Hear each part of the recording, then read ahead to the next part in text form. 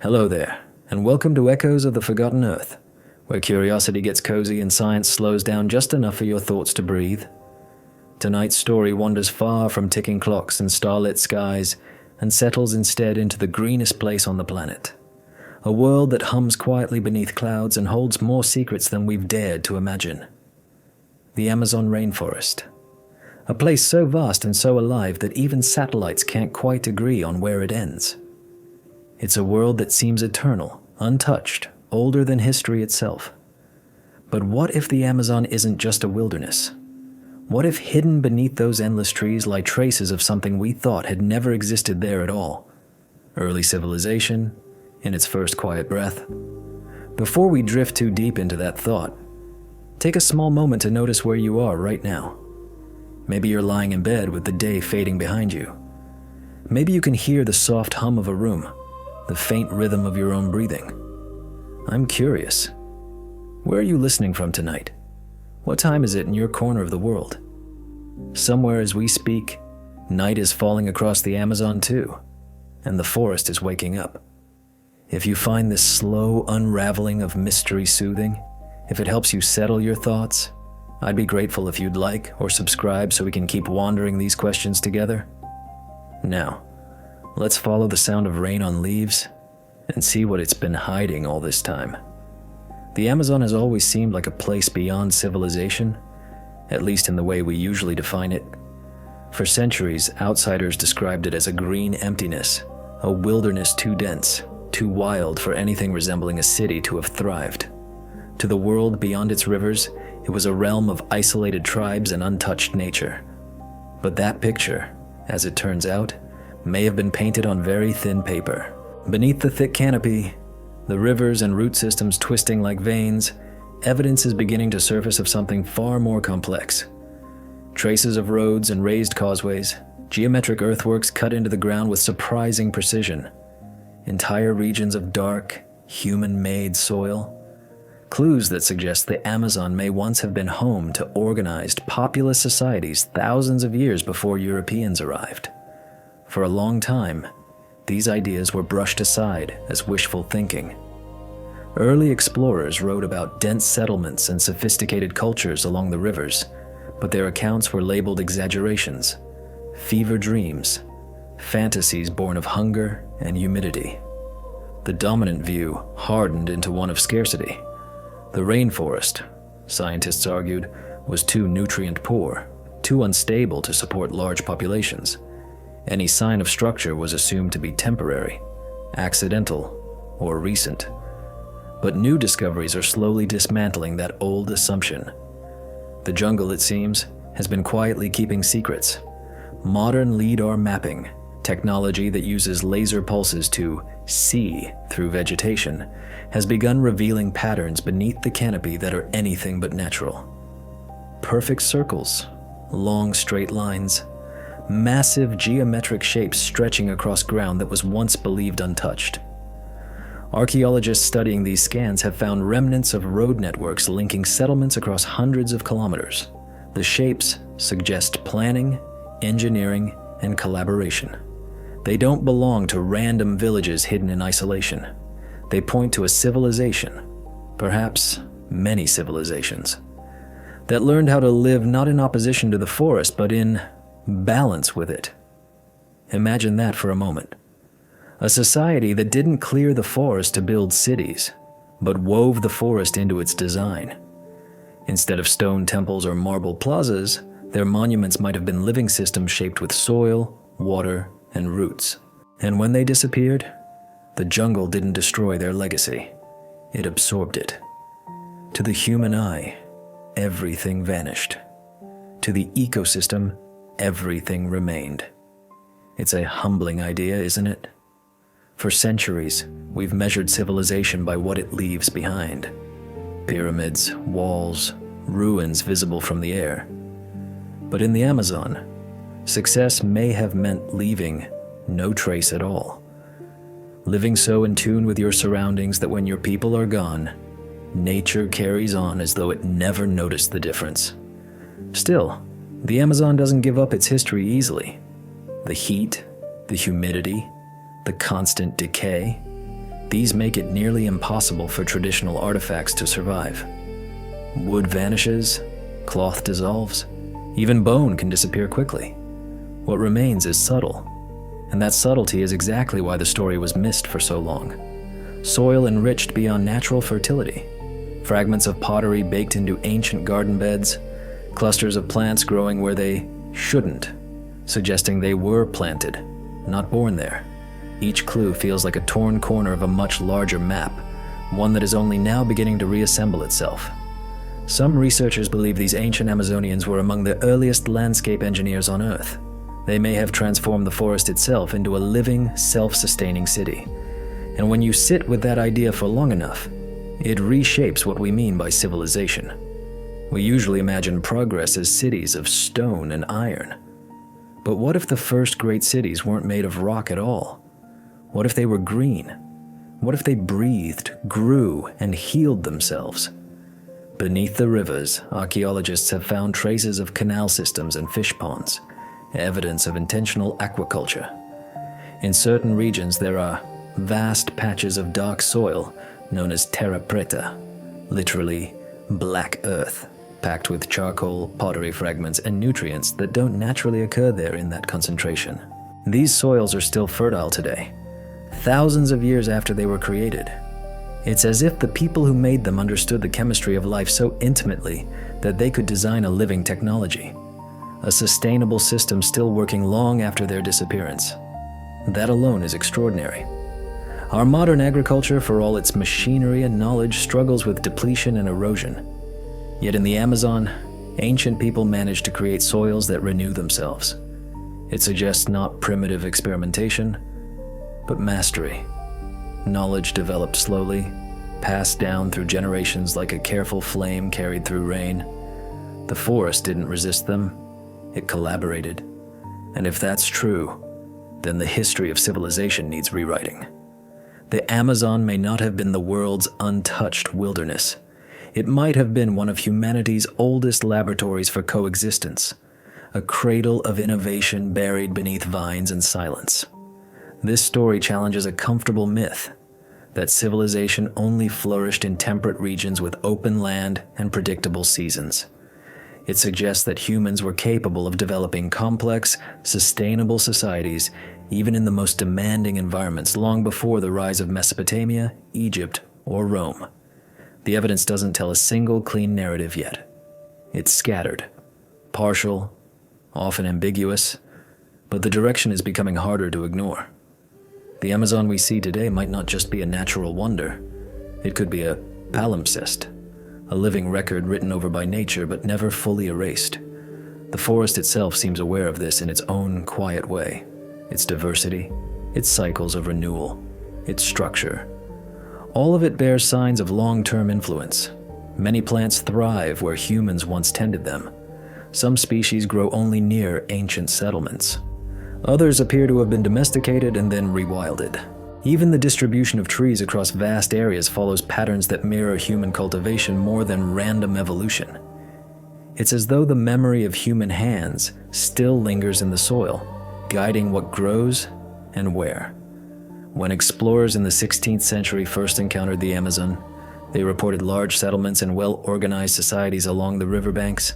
Later expeditions failed to find them, and those early accounts were dismissed as hallucinations or exaggerations born of tropical fever. But perhaps those cities hadn't vanished through war or collapse. Perhaps they had simply been reclaimed. Within a few generations, the forest can swallow anything. Roads, plazas, even monuments dissolve into moss and roots. By the time later explorers arrived, nature had completed its work of camouflage. The people were gone, the jungle had healed, and the world forgot what had once been there. There's something deeply moving about that. We often think of loss as destruction, but here, disappearance was also preservation. The Amazon held onto its secrets, waiting for the right tools and the right questions to rediscover them. And now, with satellites mapping in wavelengths our eyes can't see, and algorithms detecting geometric order inside chaos, those secrets are surfacing slowly, cautiously, like ruins emerging through mist. But these discoveries aren't only about ancient engineering. They're about perspective. They ask us to reconsider what we mean by civilization, intelligence, and progress. The societies that flourished here may not have built monuments that lasted, but they built something else. A relationship with their environment so deep that it left the forest richer, not poorer. They understood the pulse of the ecosystem and learned to move with it instead of against it. That kind of wisdom doesn't fit neatly into our usual timelines of human advancement. It suggests an alternative path, one where the ultimate achievement isn't conquering nature, but synchronizing with it. Perhaps that's why these early civilizations disappeared so completely into the green, because they were never separate from it to begin with. When you stand in the Amazon today, surrounded by 1,000 shades of green and 1,000,000 kinds of life, it's hard to imagine the ground beneath your feet once carried roads and houses. But the more we learn, the more it seems that the forest's abundance is not despite humanity's past presence, but partly because of it. The boundary between human and natural history grows thinner with every discovery, and that blurring might be the most important revelation of all. The story of the Amazon's hidden civilizations isn't just about who built what or when. It's about what kind of relationship with the earth allowed them to thrive in one of the planet's most demanding environments. It's a relationship that feels less like exploitation and more like conversation. The forest gave, humans shaped, and in return, the forest endured. Maybe that's the deeper mystery. Not that civilization once lived in the Amazon, but that it might never have left. The knowledge of how to live with balance, how to nurture the land that nurtures you, still exists in the traditions of indigenous peoples today. Their practices of agriculture, hunting, and stewardship echo those of their ancestors, connecting an unbroken line of wisdom stretching back thousands of years. So perhaps the question isn't whether the Amazon hides the secrets of Earth's first civilizations. Perhaps it's been whispering those secrets all along, waiting for us to listen properly. Because what if civilization isn't measured by what we build, but by what we sustain? What if the greatest achievements of the past are not monuments we can see, but ecosystems that still breathe because of human care? And as we begin to uncover more evidence, the geoglyphs, the black soils, the forgotten networks, it feels as though we're not just rediscovering the past. We're remembering something we once knew instinctively. That thriving doesn't have to mean dominating. That technology can be alive. That progress might look less like expansion and more like harmony. Somewhere under a carpet of leaves and centuries of rain, there are still pieces of pottery, fragments of tools, imprints of roads. Roots grow around them gently, preserving their outlines. Birds nest above them. Fungi break down what remains. The cycle continues, and the line between past and present blurs until it starts to feel almost meaningless. In that sense, the Amazon isn't just a place, it's a memory that never stopped growing. And as night falls again across its vast expanse, the forest hums with unseen life, breathing the same air its ancestors shaped. We've only just begun to uncover its stories, and they lead us deeper, toward a world where nature and civilization were never opposites, just different expressions of the same living earth. The Amazon has often been called the lungs of the planet, though that phrase is both poetic and only partly accurate. It does breathe, but in its own way, not as a single organism inhaling and exhaling, but as billions of small exchanges happening at once. Every tree, leaf, and root participates in a quiet rhythm that links the forest to the sky. When sunlight hits the canopy, water drawn from the soil rises through stems and leaves and evaporates, joining the clouds. The same droplets that began deep underground return as rain a few hours or days later, falling again on another stretch of forest, maybe hundreds of kilometers away. That endless recycling of moisture creates its own weather, sustaining the forest almost entirely on its own breath. In a sense, the Amazon waters itself. This system is so vast that it influences weather far beyond its borders. Air currents carrying that moisture drift west over the Andes, and sometimes as far south as Argentina. They affect rainfall patterns on whole continents, feeding rivers thousands of miles away. In that way, the forest acts not only as a biological engine, but as part of Earth's climate machinery. To imagine the scale of that is to realize the Amazon isn't simply part of nature. It is one of its main architects. Each tree contributes to this process, yet none of them are aware of it. Together, they create a system that regulates temperature, moisture, even atmospheric chemistry. And somewhere within that vast machinery, humans once lived, built, and left traces that still influence it today. If we could remove the vegetation without harming it, just for a moment, what would we see beneath? The outlines of rivers would twist like blue arteries, and between them, faint patterns would emerge. Geometric forms, straight lines, rectangular clearings. These aren't random scars of nature. They are marks of design, evidence that people once understood this green engine and learned how to coexist with it. It's almost impossible to imagine what life looked like in such an environment. Yet clue after clue suggests it wasn't the struggle we once assumed. The ancient inhabitants didn't need to conquer the jungle. They used its rhythms as guidance. To live here required knowledge of floods, soil, and seasons. Unlike temperate climates where planting and harvesting follow predictable patterns, the Amazon's cycles depend on water. Rivers swell and retreat, swallowing entire floodplains and revealing them again. The people who lived here developed ways to work with that rhythm rather than against it. They planted crops that could survive both wet and dry periods. They built raised fields and mounds that stayed above floods, protecting seeds and food stores. When water returned, it deposited nutrients, enriching the soil naturally. This was agriculture designed to cooperate with the pulse of the river, not resist it. Today, remnants of those raised fields can still be found, stretching across regions once dismissed as uninhabitable swamp. From the air, they form patterns, grids of human planning hiding beneath a thin layer of grass and brush. Archaeologists studying them see signs of complex irrigation systems, fish traps, artificial ponds. It paints a picture of people who didn't just survive in the Amazon. They shaped it deliberately. Their methods didn't deplete resources. They encouraged abundance. And that balance is one of the most remarkable aspects of Amazonian life. Instead of exhausting the soil the way intensive farming often does, these systems kept renewing it, ensuring the next generation could continue the same way. When researchers analyze the carbon and nitrogen content of these soils, they find something unexpected. The fertility wasn't random. It had been engineered through controlled burning, composting, and the careful addition of organic waste and charcoal. This created a structure that trapped nutrients and supported microbial life. It turned poor tropical soil into a living medium that grew richer with time. Modern scientists still can't fully replicate it, and the pattern of these fertile patches aligns with ancient settlement sites, suggesting landscape management at scales larger than individual villages, networks of productivity stretching for hundreds of kilometers.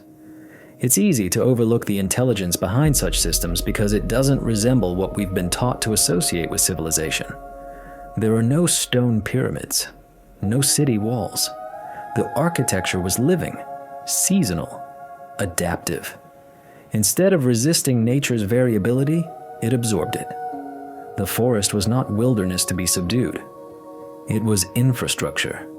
Every tree species served a purpose. Some provided fruit, others shade, others enriched the soil or attracted pollinators. The forest itself became a mosaic of human intention and ecological cooperation. That's why, when we call the Amazon a natural wonder, we might also be describing one of the world's largest cultural landscapes. Understanding this changes how we view both nature and humanity. It shows that the separation between the two is thinner than we think. The forest doesn't merely tolerate human presence under the right stewardship, it thrives because of it. In that sense, the Amazon's breath is not purely natural. It carries the legacy of ancient human design. The moisture rising from leaves today may be passing over the same ground where people cultivated gardens centuries ago, where families built homes from woven palm and clay, where fires once burned gently to make the black soil that still feeds trees. That continuity is astonishing. The forest isn't just alive, it remembers. When European colonizers first arrived, they misunderstood what they were looking at. To them, the abundance of fruit trees, the openings in the canopy, the variety of plants, it all looked like untouched wilderness. But studies now suggest many of those distributions are anything but random. Some of the Amazon's most common food species, Brazil nuts, acai palms, cacao, grow in clusters that trace the paths of ancient human activity. These trees didn't simply show up there.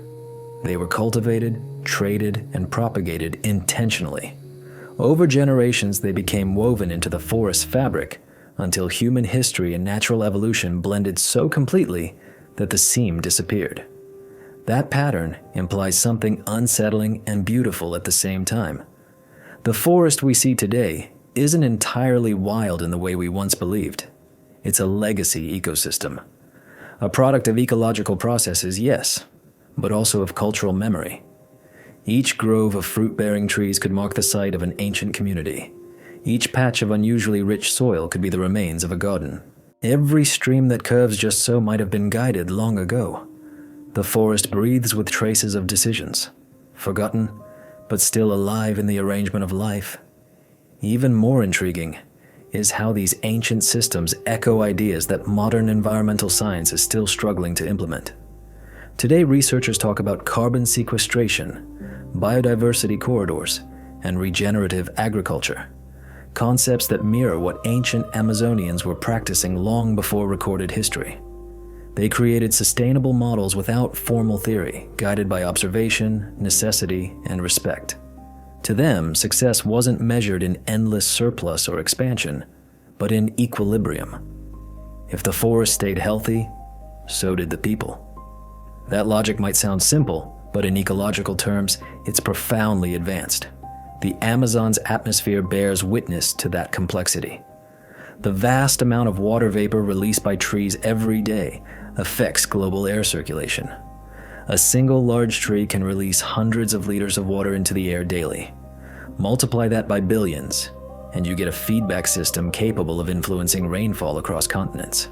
It's as if the forest participates in the planet's respiration. But here's the subtle part. Some studies suggest this balance remains remarkably stable in regions associated with ancient human modification. Where humans once lived and managed the landscape, the forest's current dynamics can appear more resilient, less prone to drought and degradation. It's possible that ancient design helps stabilize local ecosystems in ways we're only beginning to understand. That makes the idea of civilization in the Amazon even more fascinating. It wasn't built on extraction or control. It was built on participation. The people understood their environment well enough to enhance it rather than deplete it. Their legacy isn't in ruins, but in relationships, between plants and soil, between water and air, between humans and the rest of life. We often think of civilization as something that transforms nature into something else. But maybe here, civilization was the art of keeping nature itself alive. Walking through the rainforest today, you can feel that intelligence all around you. It's in the spacing of trees, in the faint remains of causeways barely visible beneath leaves, in the way light filters through a canopy engineered by evolution, and perhaps by human hands too. The air feels heavy yet balanced, filled with moisture that's been cycled countless times. The forest hums not just with insects, but with process, with constant exchange of energy between species. Each breath you take, there is borrowed from that system, borrowed from leaves that open to the sun and exhale life into the air. You can almost imagine, if you let yourself linger in the thought, that the forest recognizes you, that it knows the shape of every creature that walks beneath it, not in a mystical sense, but in the physical truth of feedback. Your body warms the air, your steps shift the ground, your breath changes the chemistry around you. The forest responds because it always responds. It is a machine made of living things, and living machines don't ignore input. And what makes this realization so profound isn't only its beauty, but its consequence. If the Amazon's balance depends partly on human influence, then our modern disruptions aren't simply harming nature. They're breaking a conversation that has been going on for millennia. The burning of forests, the clearing of land, the draining of wetlands. These acts don't just destroy trees, they silence an ancient dialogue between humanity and Earth. The forest once breathed with us. Now, it struggles to breathe against us. Yet within that grim reality, there's also hope. And it's not the shallow kind. It's the kind born of proof. The rediscovery of ancient Amazonian civilizations doesn't only reveal the past. It offers guidance for the future. The ways those people manage soil, water, and vegetation could inspire new methods of sustainable living. Imagine reintroducing the principles behind Terra Preta to modern farming, rebuilding fertility instead of exhausting it. Imagine designing cities that mimic the forest's feedback systems, where every structure participates in air, water, and carbon cycles. These aren't distant fantasies. They're lessons already tested by history, buried in ground, and waiting to be remembered. It's strange to think the key to our environmental future might lie in understanding societies that left almost no ruins. But perhaps that's exactly why they succeeded.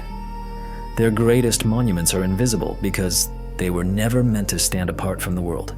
They were meant to disappear into it, becoming soil and seed and air. Maybe that's why the forest still breathes so steadily even after centuries of change. It carries their work forward in silence, teaching by example what harmony looks like. Some scientists refer to the Amazon as a self-regulating biome, capable of maintaining stability through internal feedback loops. Others suggest that this stability was at least partly co-created by ancient humans. In either case, the message is the same. The forest is not passive. It's dynamic. It's balancing itself constantly. And in the past, humanity was part of that balance.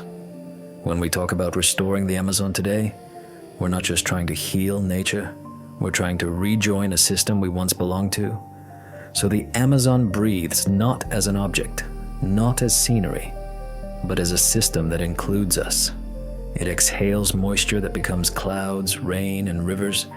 It cycles nutrients through countless layers of life. It stores carbon, moderates temperature, and shapes weather. But it also holds memory. Each process bears the imprint of those who learn to listen. The more we uncover about them, the clearer it becomes that civilization in the Amazon wasn't lost to nature. It was absorbed by it. The two became inseparable. And perhaps that's the real secret the forest has been keeping. Civilization doesn't necessarily end when buildings crumble or when people vanish. Sometimes it continues as air and soil, as balance and breath. The Amazon's green ocean keeps moving, rising and falling like the tide of a memory too vast to fade. And beneath that tide, more stories wait. Stories about people who once shaped the world without leaving scars. Who understood that the greatest legacy isn't what you build, but what you keep alive. The Amazon has a way of making everything equal with time. It covers, digests, and recycles without preference. What is new becomes old, and what is old becomes part of something living. The forest doesn't preserve monuments, it reclaims them. It turns memory into mulch. Anything left unattended, stone, metal, wood, slowly dissolves into soil. And in that process, the past isn't lost so much as blended into the present. That's why studying the history of this place feels like trying to read a book written on leaves that never stop falling. When archaeologists work in the Amazon, they describe it as a race against nature's efficiency. A structure discovered one season may be invisible the next, swallowed by vines and humidity. The forest erases human boundaries faster than anywhere else on Earth. In temperate climates, ruins can last for millennia, protected by dry air or cold stone. But here, every trace of human construction is a temporary gesture. Unless it becomes part of the ecosystem, it disappears. Yet strangely, that same erasure might be the reason so much of the Amazon's ancient story survived in a different form. Instead of brittle ruins, it left behind living patterns, soils, plant distributions, waterways that continued to function long after their creators were gone. The climate works like a constant editor here. Heat, moisture, microorganisms, everything decomposes everything else. A fallen branch can vanish in weeks. Bones crumble, tools rust. Even ceramics, which often outlast civilizations, degrade quickly under this relentless chemistry. That's one reason why scholars assume for so long that the Amazon had no deep human past. If nothing visible remained, then surely nothing advanced had ever existed. It felt logical from the outside, but the logic was flawed. The absence of ruins here isn't evidence of emptiness. It's evidence of abundance, of a world that recycles too efficiently to keep its artifacts in view. Everywhere you look, the forest is busy dismantling and rebuilding itself. Roots split stones. Termites and fungi turn fallen trunks into nutrients. Even the air participates, carrying spores and bacteria that begin decomposition before things even touch the ground. The entire ecosystem is designed for renewal. In that sense, the Amazon is less a place and more a continuous event, always in motion. And human traces don't fight this process. They join it. A carved stone buried under leaves becomes a surface for moss. A clay shard enriches the soil that grows a new generation of trees. Over centuries, layers of life and death merge until the boundary between artifact and earth dissolves. And yet, despite all this erasure, the forest doesn't lie. It conceals, but it also records. Scientists who study soil layers, species distribution, and microscopic remnants find a quiet consistency in what remains. Charcoal fragments appear in regular patterns, suggesting controlled burning. Phytoliths, tiny silica structures formed in plants, show evidence of crops like manioc and maize grown long ago. Traces of habitation emerge as chemical signatures rather than visible ruins. It's an invisible archaeology, one that requires patience and new tools to interpret. And this is where LIDAR changed everything. LIDAR sends pulses through the canopy and measures how long they take to bounce back, mapping the ground beneath. Where the human eye sees only unbroken green, LIDAR reveals straight lines, circles, geometric clearings. Roads appear where none were expected. Defensive walls, moats, platforms, outlines of communities that have been erased in appearance but not in shape. Some patterns stretch for kilometers, linking what appear to be separate settlements into regional networks. The forest had hidden not isolated tribes, but organized societies, urban in scale, though entirely different from our stone-built definitions of cities. When the first LIDAR scans of Amazonian terrain were published, the scientific community responded with caution and fascination. Could these features be natural? Could erosion, river meanders, ancient animal burrows produce similar geometry? Follow-up studies answered quickly. The features were deliberate, symmetrical, repetitive, planned.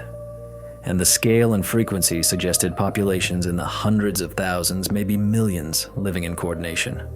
The discovery didn't just change what we know about the Amazon. It forced a reevaluation of what we mean by civilization. And the irony is, early explorers had already described something like this.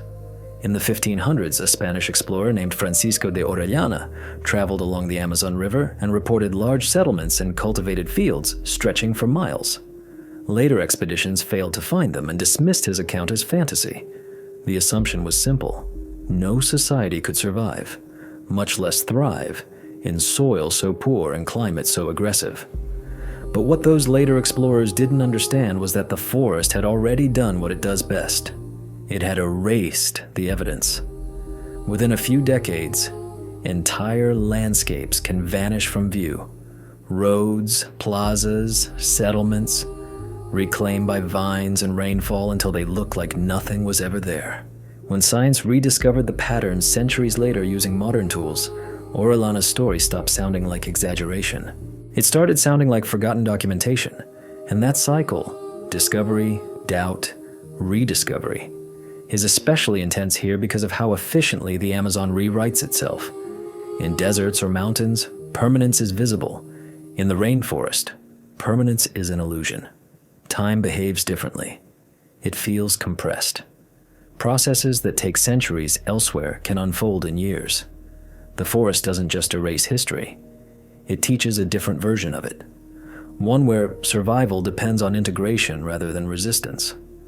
The people who lived here likely understood that rhythm. They didn't build for eternity. They built for continuity. Their structures were made of materials that returned to the soil. Their agriculture relied on renewal rather than extraction. Their cities weren't fixed points, but evolving parts of the ecosystem. That kind of design makes little sense to industrial logic. But in an environment like this, it's the only approach that endures. And the forest that erases time is also the forest that sustains life without interruption. It replaces the concept of ruin with regeneration. In recent years, researchers have found large regions of what they call forest islands, small elevated areas surrounded by wetlands, containing vegetation different from what grows around them. Many of these islands contain pottery shards and evidence of ancient habitation. What's fascinating is that these sites aren't random. They form networks connected by causeways and canals. When mapped, they outline territories of coordinated human activity that persisted for centuries. But to an untrained eye walking there today, they look natural. Just small rises covered in vegetation. The only way to recognize their artificial origin is to look beneath the roots, where the soil shifts in composition and texture. Beneath layers of organic matter lie traces of presence, erased, yet preserved. That paradox, loss and endurance, defines the Amazon's history. The forest consumes the physical but retains the functional. The black earth remains fertile. Plant distributions stay patterned. Hydrology reflects ancient management. Everything tangible is gone, but the systems continue. In a way, the Amazon is their monument, not a monument of stone, but of process. Their knowledge didn't vanish. It became the forest's behavior. This idea challenges more than archaeology. It challenges our assumptions about legacy itself. We're accustomed to thinking permanence equals success, proof that something mattered. But in the Amazon, permanence is replaced by participation. The people who lived here left behind no grand ruins because their goal wasn't to stand apart from nature, but to blend with it. Their disappearance doesn't signal failure, it signals completion. Their designs work so well that nature adopted them fully, erasing the human trace only in appearance. The forest also blurs the timeline of discovery.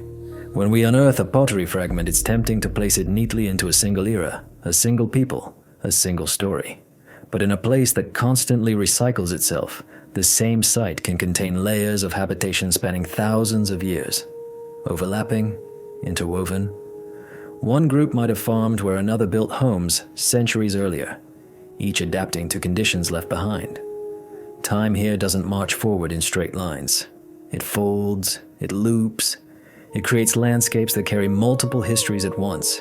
Studying them requires not only science but humility, the willingness to accept that we may never fully separate the forest's history from our own. Even today, indigenous communities living in the Amazon carry traditions that echo those ancient systems. Their practices of shifting cultivation, controlled burns, forest gardening, these aren't random or primitive. They are refined strategies evolved to work with the rainforest's rapid metabolism. When outsiders describe these methods as unsophisticated, they miss how much understanding is required to maintain balance in such a complex environment. The knowledge embedded in these practices is one reason the Amazon still functions despite centuries of external pressure. If the forest erases, they are the ones rewriting. One of the most striking examples of the Amazon's erasure is how quickly it conceals modern structures. Abandoned airstrips from the mid-20th century have already vanished beneath regrowth. Wooden buildings disintegrate within a decade. Roads turn into narrow green tunnels in a few rainy seasons. The recovery is so fast it can feel almost supernatural. But it isn't magic. It's biology operating at full speed. Every organism here participates in decomposition. Even the moisture-heavy air accelerates decay. To witness it is to see entropy functioning as creation, and it changes how fieldwork is done. Archaeologists no longer expect intact ruins. They look for subtle anomalies, changes in vegetation, soil color, microtopography. A slight ridge in flat terrain might be an ancient causeway. A cluster of certain plant species could mark an old settlement. Research over the past few decades has shown these clues repeat across vast regions, forming a hidden network of human-altered landscapes beneath what was once assumed untouched wilderness. The forest erased the details, but not the design. For all its silence, the Amazon's erasure isn't cruel. It doesn't destroy in anger. It absorbs in order to continue. Each fallen structure becomes nutrient for the next generation. The process ensures nothing truly disappears. It's a cycle of forgetting and remembering that maintains vitality. The people who once lived here may not have predicted how thoroughly nature would reclaim their world, but they understood the principle. To live here is to accept impermanence as the cost of survival. That acceptance may hold a key to our modern environmental struggle. We build for durability, assuming longevity equals achievement. Yet in doing so, we create things that resist renewal. Concrete doesn't feed soil, plastic doesn't decay. Our monuments stand, but they stand apart. The forest suggests another possibility, that true endurance comes not from defying time, but from joining it. When you become part of a system that renews itself, you no longer need to last forever in the same form. You continue through transformation. Some researchers studying Amazonian regrowth patterns have noticed something remarkable. Areas cleared for farming centuries ago often recover faster and with greater biodiversity than regions believed untouched. The soil retains traces of human enrichment. Plant succession follows pathways shaped by past cultivation. It's as if the forest remembers where it was once guided, responding with vigor to the same rhythms that sustained it before. This resilience is not coincidence, it's inheritance. The systems built by ancient peoples still influence how the forest regenerates today. All of this means that Amazon's apparent timelessness is an illusion. It's not an unchanging wilderness. It's a living archive constantly editing itself. The forest erases visible traces of history, but that erasure is part of its memory. Each generation of growth carries information from the last. The forest's ability to conceal and reveal, to forget and preserve, makes it one of the most complex storytellers on Earth. The story simply happens to be written in cycles instead of lines. When researchers study satellite imagery, they sometimes describe the forest as breathing, not only moisture, but time. Each pulse of regrowth brings old patterns back to life. The air, the soil, the canopy, they all carry echoes of human presence. And while we call the rainforest timeless, what it offers is a different kind of time, one measured in renewals. It's a rhythm of disappearance and return, a reminder that nothing here ever truly ends. The more we learn about the forest's power to erase, the clearer it becomes that it's not only a natural process, it's a philosophical one. It forces us to rethink what it means for something to last. If every trace of human civilization vanished tomorrow, would that mean humanity was gone? Or would we, like the people of the Amazon, continue as part of the systems we influenced? Perhaps endurance isn't about visibility at all. Perhaps the most lasting impact is the one that becomes invisible. As rain falls and the canopy swallows the sound, the forest continues its quiet work, breaking down, rebuilding, balancing. Under roots, fragments of pottery lie embedded in soil rich with carbon. Seeds grow above them. Trees feed on what was once home, shelter, or tool. Every moment is both decay and creation. Time doesn't move forward here. It circulates. The forest erases. But in doing so, it keeps everything alive. And somewhere in that rhythm, the next layer of history is already beginning to form, waiting to be written in leaves and rain before it too becomes part of the endless green memory that never stops breathing. For as long as people have lived near the Amazon's rivers and beneath its canopy, stories have drifted through the region like smoke rising from cooking fires. They are not written histories, but living ones, carried from voice to voice, preserved in memory rather than paper. These stories tell of cities shining with white clay, of roads that stretched between the clouds and the rivers, of societies so vast the forest itself was once shaped into rhythm and design. To outside listeners, these tales sounded like myth, like exaggeration born in isolation. But when you listen closely, they begin to sound less like fiction and more like description. Memory too old to prove, but too consistent to dismiss. When European explorers first reached the basin, they heard these accounts and wrote them down, often with disbelief. The legends spoke of great civilizations that had vanished long before foreign sails. The explorers, guided by their own assumptions, heard fantasy.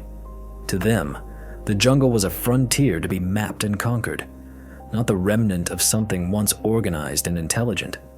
They couldn't imagine that beneath vines and humidity lay echoes of one of humanity's oldest centers of civilization. But for the people who lived there, those stories weren't myths. They were inherited truths. They described ancestors who knew how to talk to rivers, who planted forests instead of cutting them, who built gardens that produced for generations without exhaustion. Some versions speak of the makers of Dark Earth, people who mixed ash and clay and bone to create soil that never dies. Others speak of masters of fish, who made rivers into reservoirs and could summon harvests by watching the moon. These are not random details. They mirror, with uncanny precision, archaeological discoveries of the last few decades. Anthropologists who study oral tradition know stories can preserve information across astonishing spans of time. A myth about a flood may originate in an actual flood thousands of years ago. A story about a mountain of fire may be cultural memory of an eruption. In the Amazon, where written records are nearly impossible to maintain, oral history becomes the archive. And within that archive, legends often contain clues about real events, encoded in metaphor, reshaped by generations, but anchored in experience. When researchers compare these narratives with satellite and LiDAR data, the overlap is striking. Many communities tell of ancient roads that gleamed under the sun. LiDAR has revealed long, straight causeways running between settlement clusters, hidden by vegetation, unmistakably artificial. Tales of gardens that never grew old correspond to areas of Terra Preta, still yielding crops today.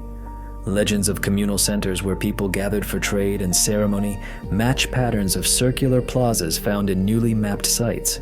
These aren't coincidences. They're fragments of collective memory surviving in language long after the physical world forgot. It's humbling to realize indigenous people were telling the truth about their land for centuries, and the world simply wasn't ready to hear it. Early archaeology leaned heavily toward visible monuments, stone ruins, metal artifacts, sculptures, as proof of sophistication.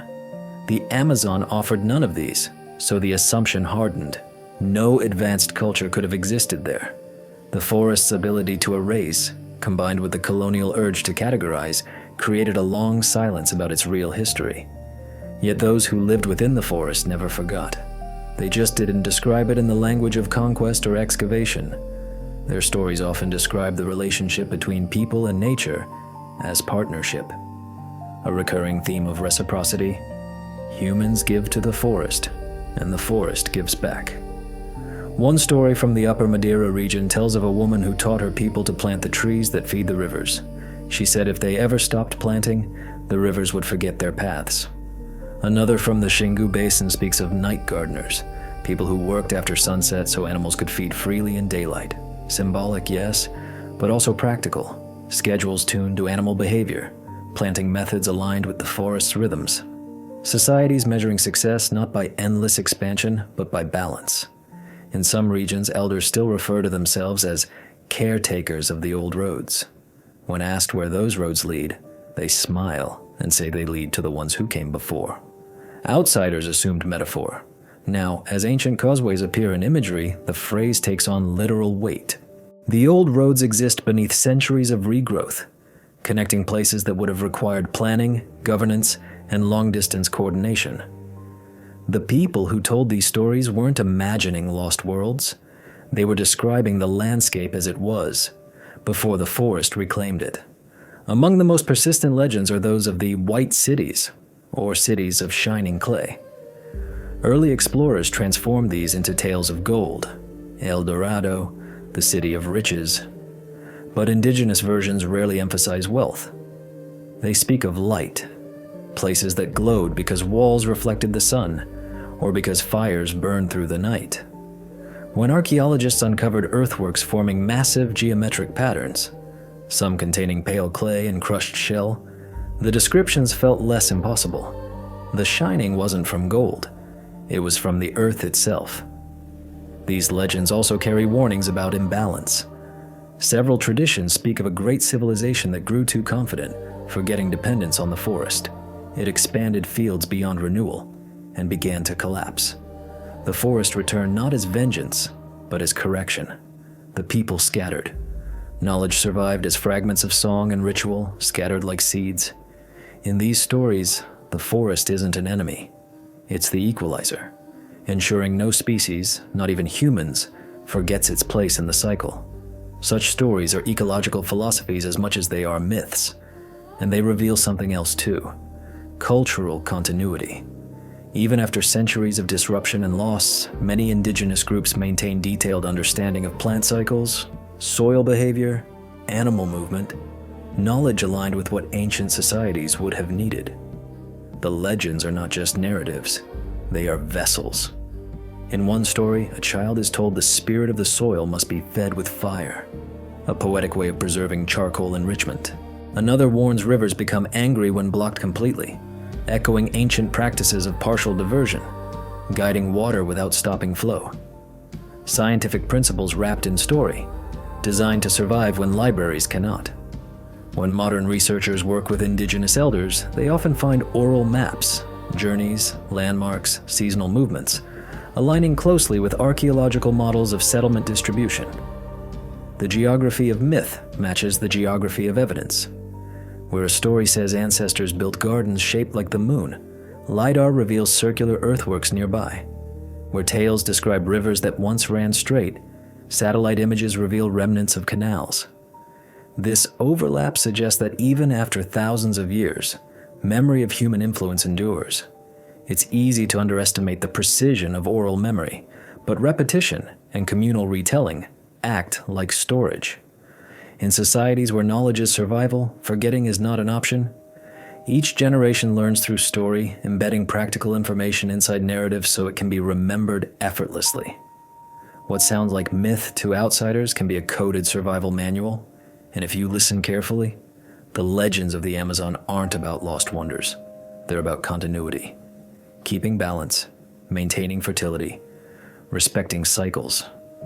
There's emotional truth woven through them too. For people living in a landscape that constantly changes, the idea that ancestors once lived in harmony offers belonging that transcends time. The forest is not a backdrop to human history, it's a relative, a grandparent that shelters and, when necessary, disciplines. In this worldview, ruins aren't gone, they're asleep. When a new plant sprouts from a mound of dark soil, it's the ancestors speaking through growth. Life and death, decay, and creation. One continuous dialogue. That perspective challenges our modern habit of dividing past from present, natural from human, real from mythical. In the Amazon, boundaries dissolve. A legend can be both metaphor and record, both spiritual and empirical. It doesn't matter whether a storyteller believes the city of ancestors still exists beneath ground or only in memory. In a place where the environment erases visible proof, story becomes the most enduring form of evidence.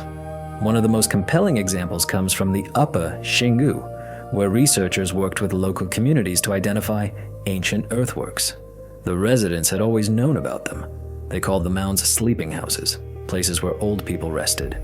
When scientists excavated, they found pottery shards, food remains, hearths, clear signs of long habitation. The locals didn't need LiDAR to know. The story had already kept the truth safe. To them, the excavation wasn't discovery. It was confirmation. Listening to these legends requires humility. For centuries, scientific institutions treated indigenous knowledge as anecdotal at best. Only when technology confirmed what stories had been saying did the academic world begin to reconsider. But the elders never doubted. Their worldview doesn't require external proof. It is grounded in observation and lived experience. The forest speaks in patterns. Those who live within it learn to listen in ways science is only beginning to quantify. If you consider how much of early human history still lies hidden beneath soil and water, it becomes likely oral traditions everywhere hold truths waiting to be verified. In that sense, Amazonian legends aren't unusual. They're simply vivid, a demonstration of how memory can outlast matter. And when matter decays as quickly as it does here, memory becomes the only durable medium left. The forest may erase pottery and timber, but stories persist. Resilient structures built not from stone, but from breath. It's tempting to romanticize this, to call it mystical, but that would miss the point. These stories are pragmatic. They encode centuries of empirical knowledge: when to plant, when to harvest, how to manage fire without destroying habitat, where to find clay rich for pottery, which trees mark good soil. The metaphors carry lessons as real as any written manual. To label them myth is to overlook their precision. As researchers continue mapping and excavating, they return to communities for context, asking which places are sacred, which names are remembered. Often the answers lead straight to archaeological sites. It's as if the forest's hidden architecture always had a guidebook. It just happens to be sung instead of printed. And when you realize that, the phrase, "legends older than the trees," stops feeling poetic. It starts feeling literal. The trees standing now where cities once did are younger than the stories describing those cities. The forest grew back over memory, but memory never left. The connection between myth and material evidence reminds us that science and storytelling aren't enemies. They're different languages aimed at the same impulse: to understand the world and our place inside it. One uses instruments and datasets. The other uses rhythm and voice. But both rely on observation, repetition, and the need to carry knowledge forward. In the Amazon, after centuries of being kept apart, they're finally meeting again. And so the forest continues to whisper, not through inscriptions or standing ruins, but through people. The descendants of those who built gardens and canals still carry their ancestors' science in narrative form. The past here isn't dead. It's spoken. As archaeologists uncover more evidence of complex societies beneath the canopy, the old stories sharpen. They are no longer dismissed as exaggerations, but recognized as memory. Civilization remembered in the only medium that could survive the humidity. Somewhere tonight, as rain begins its patient tapping on leaves, an elder might be telling one of those stories to a child. The words drift through the air the same way they have for generations. And in that quiet exchange, knowledge that predates written history lives another day. The trees above them, some centuries old, are still younger than the tale itself. In the end, it may be those stories, not artifacts, not satellites, that preserve the truest image of who we once were. And perhaps they'll continue to do so long after the next discovery, long after the next layer of forest has grown over the evidence again, in a world where memory, soil, and life remain inseparable. When you look down at the Amazon from above, especially through the mist that clings to its canopy at dawn, it seems impossible that anything could be hidden there. The forest appears endless, a solid green surface stretching farther than the horizon. But beneath that illusion of uniformity lies one of the most complex landscapes on Earth. Terrain folded and reworked by countless generations of people who learned to live within it. Somewhere below the leaves, beneath roots and vines, the remnants of cities rest in silence, their outlines barely discernible to the human eye. They are not the cities of our usual imagination. No towers, no crumbling temples, no statues of forgotten rulers. These are cities made of earth and intention, woven into the landscape so completely that the forest grew back through their streets. For a long time, their existence was dismissed as fantasy. The jungle, people insisted, was too harsh, too infertile, too unstable to sustain complex societies. Even when the first geometric clearings were found, shapes too symmetrical to be natural, they were brushed off as minor curiosities. It took the quiet pulse of lasers scanning from above to make the truth visible again. When LIDAR began mapping sections of the Amazon basin in detail, what appeared on screen stunned even skeptical researchers. straight roads connecting large circular plazas, grids of smaller earthworks surrounding larger central spaces, canals linking what were once lakes and floodplains, residential zones, defensive ditches, raised causeways crossing wetlands. The forest was sitting on top of entire cities, large enough to be called urban, yet soft enough to be mistaken for nature. In some regions, these patterns stretch for hundreds of kilometers, forming networks as complex as those found in early Mesopotamia or the Indus Valley. These were not scattered villages. They were organized societies coordinating construction and agriculture across vast territories. The repeated symmetry suggests shared rules of layout and direction, planning not just within one site, but across many. What astonishes researchers most is that these cities were built without stone or metal. They relied on earthworks, timber, woven fibers, materials that returned to the soil. Their architecture was meant to merge with the forest, not replace it. When the people left, the forest simply continued the work. Walls became hills, roads became ridges, plazas filled with trees. And because everything was built to decay, the decay didn't look like collapse. It looked like disappearance. If you walked through one of these places today, you might not notice anything at first. The forest floor is uneven, yes, but the Amazon is always uneven. Vines hang like curtains. The air clings to your skin. Yet after a while, something begins to feel structured. The ground rises in long, deliberate lines. Curves repeat. Angles appear too consistent to be chance. You might step over a ridge that was once a wall, cross a shallow depression that served as a moat, stand in the center of what was once a plaza and not realize it until you turn slowly and feel how the space opens around you. The trees growing there are young compared to the soil beneath them. You could be surrounded by the descendants of a forest that reclaimed a city. Birds and insects, mist and leaf litter, they've all become part of the city's new architecture. Researchers have documented hundreds of these hidden urban sites so far, and many more almost certainly remain undiscovered.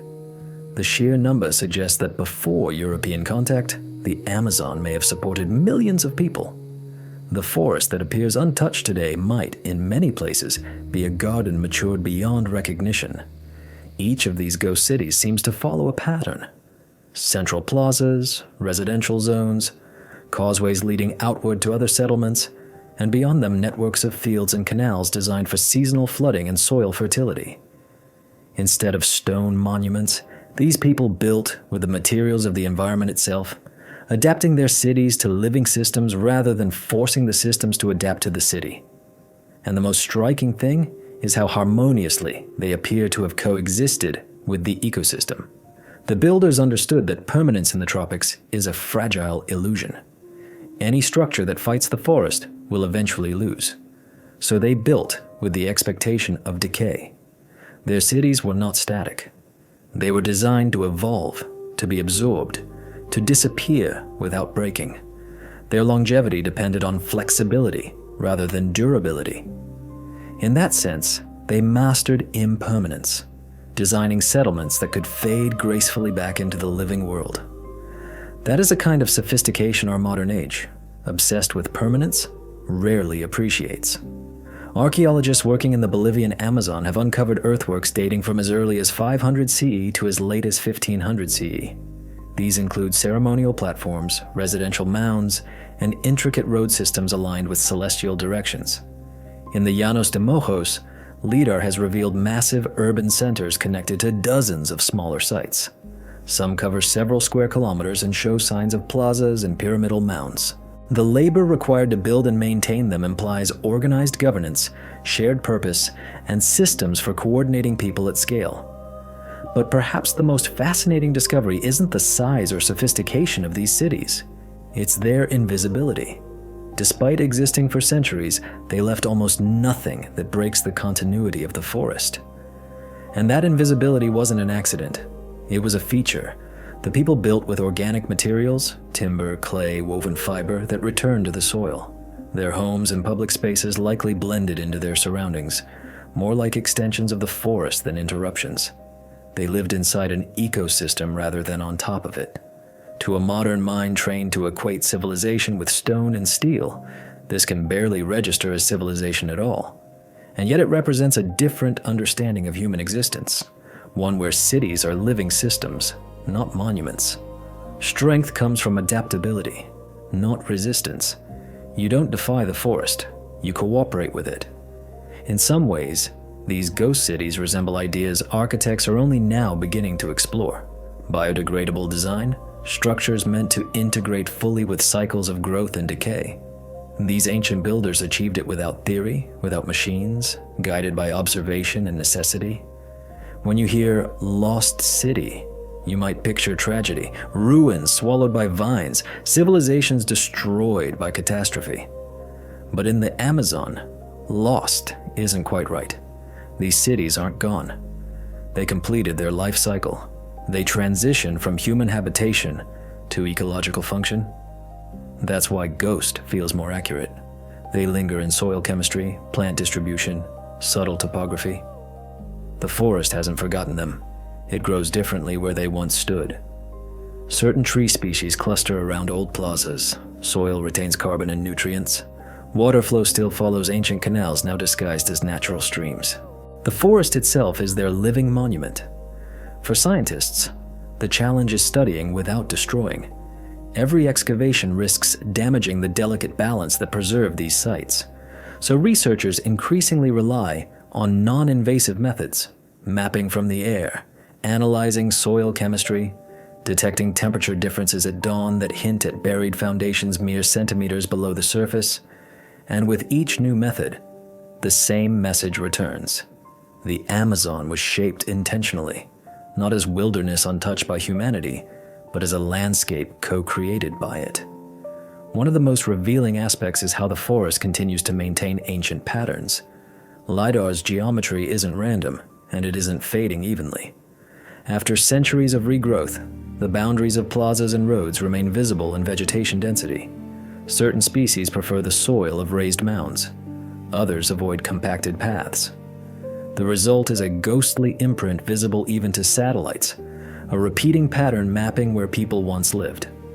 The forest has become topographical memory, holding outlines of human past inside living structure. It's hard not to feel awe at that. The Amazon, so often described as primeval, may actually be a palimpsest written over and over by human and non-human hands. Each layer of growth hides another layer of history. What appears untouched might be a garden that has simply matured beyond our recognition. This possibility reshapes what wilderness even means. The forest we see today isn't separate from human influence. It's partly a product of it. The balance we admire may have been achieved through thousands of years of subtle management. When the first explorers encountered the river systems crisscrossing the basin, they believed they were witnessing pure nature. But some waterways follow lines too straight to be accidental. Later studies suggest many smaller channels may have been guided or modified by human engineering. Ancient Amazonians managed floods by creating controlled drainage systems, redirecting excess water during rainy seasons, storing it in ponds, releasing it during droughts. What looks like swamp can be an irrigation network still functioning unconsciously through natural processes. There's something deeply moving about that endurance. The canals no longer serve the people who dug them, but they still nourish the forest, guiding water through wetlands and root systems that depend on those old paths.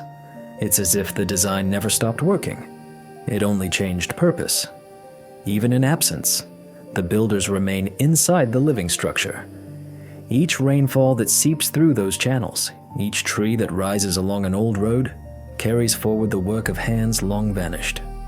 And yet, for all the data now in our hands, these ghost cities remain more mystery than certainty. We don't know what names their people used, what languages they spoke, how they governed, what songs they sang about their place in the world. We infer from patterns and materials, but even those patterns teach something profound. Civilization doesn't require dominance to exist. It can flourish quietly. It can dissolve gracefully. It can leave behind a world richer than it found. The more we uncover, the more the boundary between civilization and environment dissolves. The forest's health, its biodiversity, even its role in regulating climate may owe something to those forgotten societies. They shaped an ecosystem that outlived them, one that continues benefiting the planet centuries later. It's a legacy so complete, it becomes almost invisible. The ghost cities under the canopy remind us that the absence of ruins is not the absence of greatness. Sometimes the truest mark of human achievement is that the world carries on seamlessly after we're gone. If you could stand in one of those plazas as it was, you might hear the same sounds you hear now. Birds, insects, wind through leaves. The difference would be subtle. Voices woven into the background, the crackle of cooking fires, work songs rising with the morning mist. People moving along paths that still exist, though hidden. Water drawn from streams still feeding the forest. And when night fell, the fires would glow beneath the same canopy of stars, the same constellations shimmering above the Amazon tonight. Somewhere deep beneath that sky, those patterns still rest. They wait quietly, not for glory, not for proof, but to remind us that the forest we see today was once both home and civilization. The canopy above may have changed, but the foundations beneath it remain, breathing faintly through soil and root. And as we continue to map and explore, what we find may not just redefine history, it may reveal something simpler. That civilization and wilderness were never opposites, only different forms of the same enduring life. The soil beneath the Amazon is often described as poor, almost paradoxically so for a region that looks endlessly lush. Beneath the thick carpet of decaying leaves, the ground is mostly clay and sand, quickly leached of nutrients by heavy rain. It's the forest itself that holds fertility, recycling everything through constant exchange between root, fungus, and leaf. For a long time, scientists believed that meant intensive agriculture could never have developed here. The land, they said, was too fragile to support large populations. But that assumption began to unravel when researchers found a kind of soil that didn't behave like the rest. It was darker, richer, more alive. It held nutrients even after repeated planting. Crops grew stronger and stayed green longer. It resisted erosion. Locals called it Terra Preta, black earth. At first, scientists assumed it was a natural anomaly, a quirk of geology or climate. But the more samples they studied, the clearer it became. This soil wasn't a gift of chance. It was a product of design. Terra Preta appears in patches across the Amazon, often near ancient habitation sites. It's fine and crumbly, charcoal black, filled with microscopic evidence of human life. Pottery fragments, ash, bone, organic residue. Radiocarbon dating shows many of these soils are more than 2,000 years old. Yet they remain fertile today, thousands of years after they were made. Even after centuries of exposure, nutrients stay locked in place, renewed by microbial activity. It's as if someone figured out how to make soil that never dies. What makes Terra Preta so compelling is its origin. It isn't the result of natural processes alone. It's the outcome of human ingenuity. The people who lived here deliberately created it, mixing charcoal, food waste, and organic refuse into the ground to build a living system capable of supporting permanent agriculture. This wasn't an accident of daily life. It was technology. Creating black earth required understanding chemistry, biology, and time. You had to know how to control fire to produce charcoal instead of ash, how to blend it with the right materials, how to nurture the mixture until it transformed. It wasn't a one-season trick. It was slow work, repeated across generations, building layers of fertility that could outlast the hands that made it. Charcoal, biochar in modern terms, plays a key role. Its porous structure traps nutrients and water, creating a stable habitat for microorganisms. Those microbes recycle organic matter and maintain a constant flow of life through the soil. Terra Preta is, in effect, an engineered ecosystem. Biotechnology developed long before the word existed. The people who made it might not have spoken of carbon sequestration or microbial symbiosis, but they understood outcomes. Their fields didn't exhaust themselves. They grew richer. The scale is astonishing. In some regions, Terra Preta patches cover several square kilometers, suggesting large-scale agriculture capable of supporting dense populations. The distribution isn't random. It follows riverbanks and elevated plateaus, ideal zones for settlement and farming. Between these patches, researchers often find signs of trade, pottery styles that don't belong to the local clay, fragments indicating exchange across long distances. A picture begins to form, interconnected communities sustaining themselves through carefully managed ecosystems. And what's striking is how resilient this technology remains. Modern experiments attempting to replicate Terra Preta show that once established, it maintains fertility with relatively minimal input. It doesn't wash away in heavy rain like ordinary tropical soil. Its carbon content remains stable for centuries. It acts as a nutrient reservoir and a climate regulator, locking carbon underground in a stable form. In a world now searching for sustainable ways to feed billions while slowing climate change, this ancient innovation feels both prophetic and humbling. The mystery, of course, is how such knowledge emerged. The process isn't intuitive. It requires careful control over heat when producing charcoal, a sense of decomposition timing, patience to wait for soil to mature. It also implies coordination at scale, collecting waste, maintaining fire pits, distributing material across fields. That kind of coordination suggests more than scattered bands. It suggests society. Black Earth wasn't a coincidence of good housekeeping. It was infrastructure. When researchers asked indigenous farmers about these soils, many said they still use related techniques passed down through family practice. They burn organic matter slowly, mix residue with compost in small fragments, and spread it across gardens. The method may vary, but the principle remains.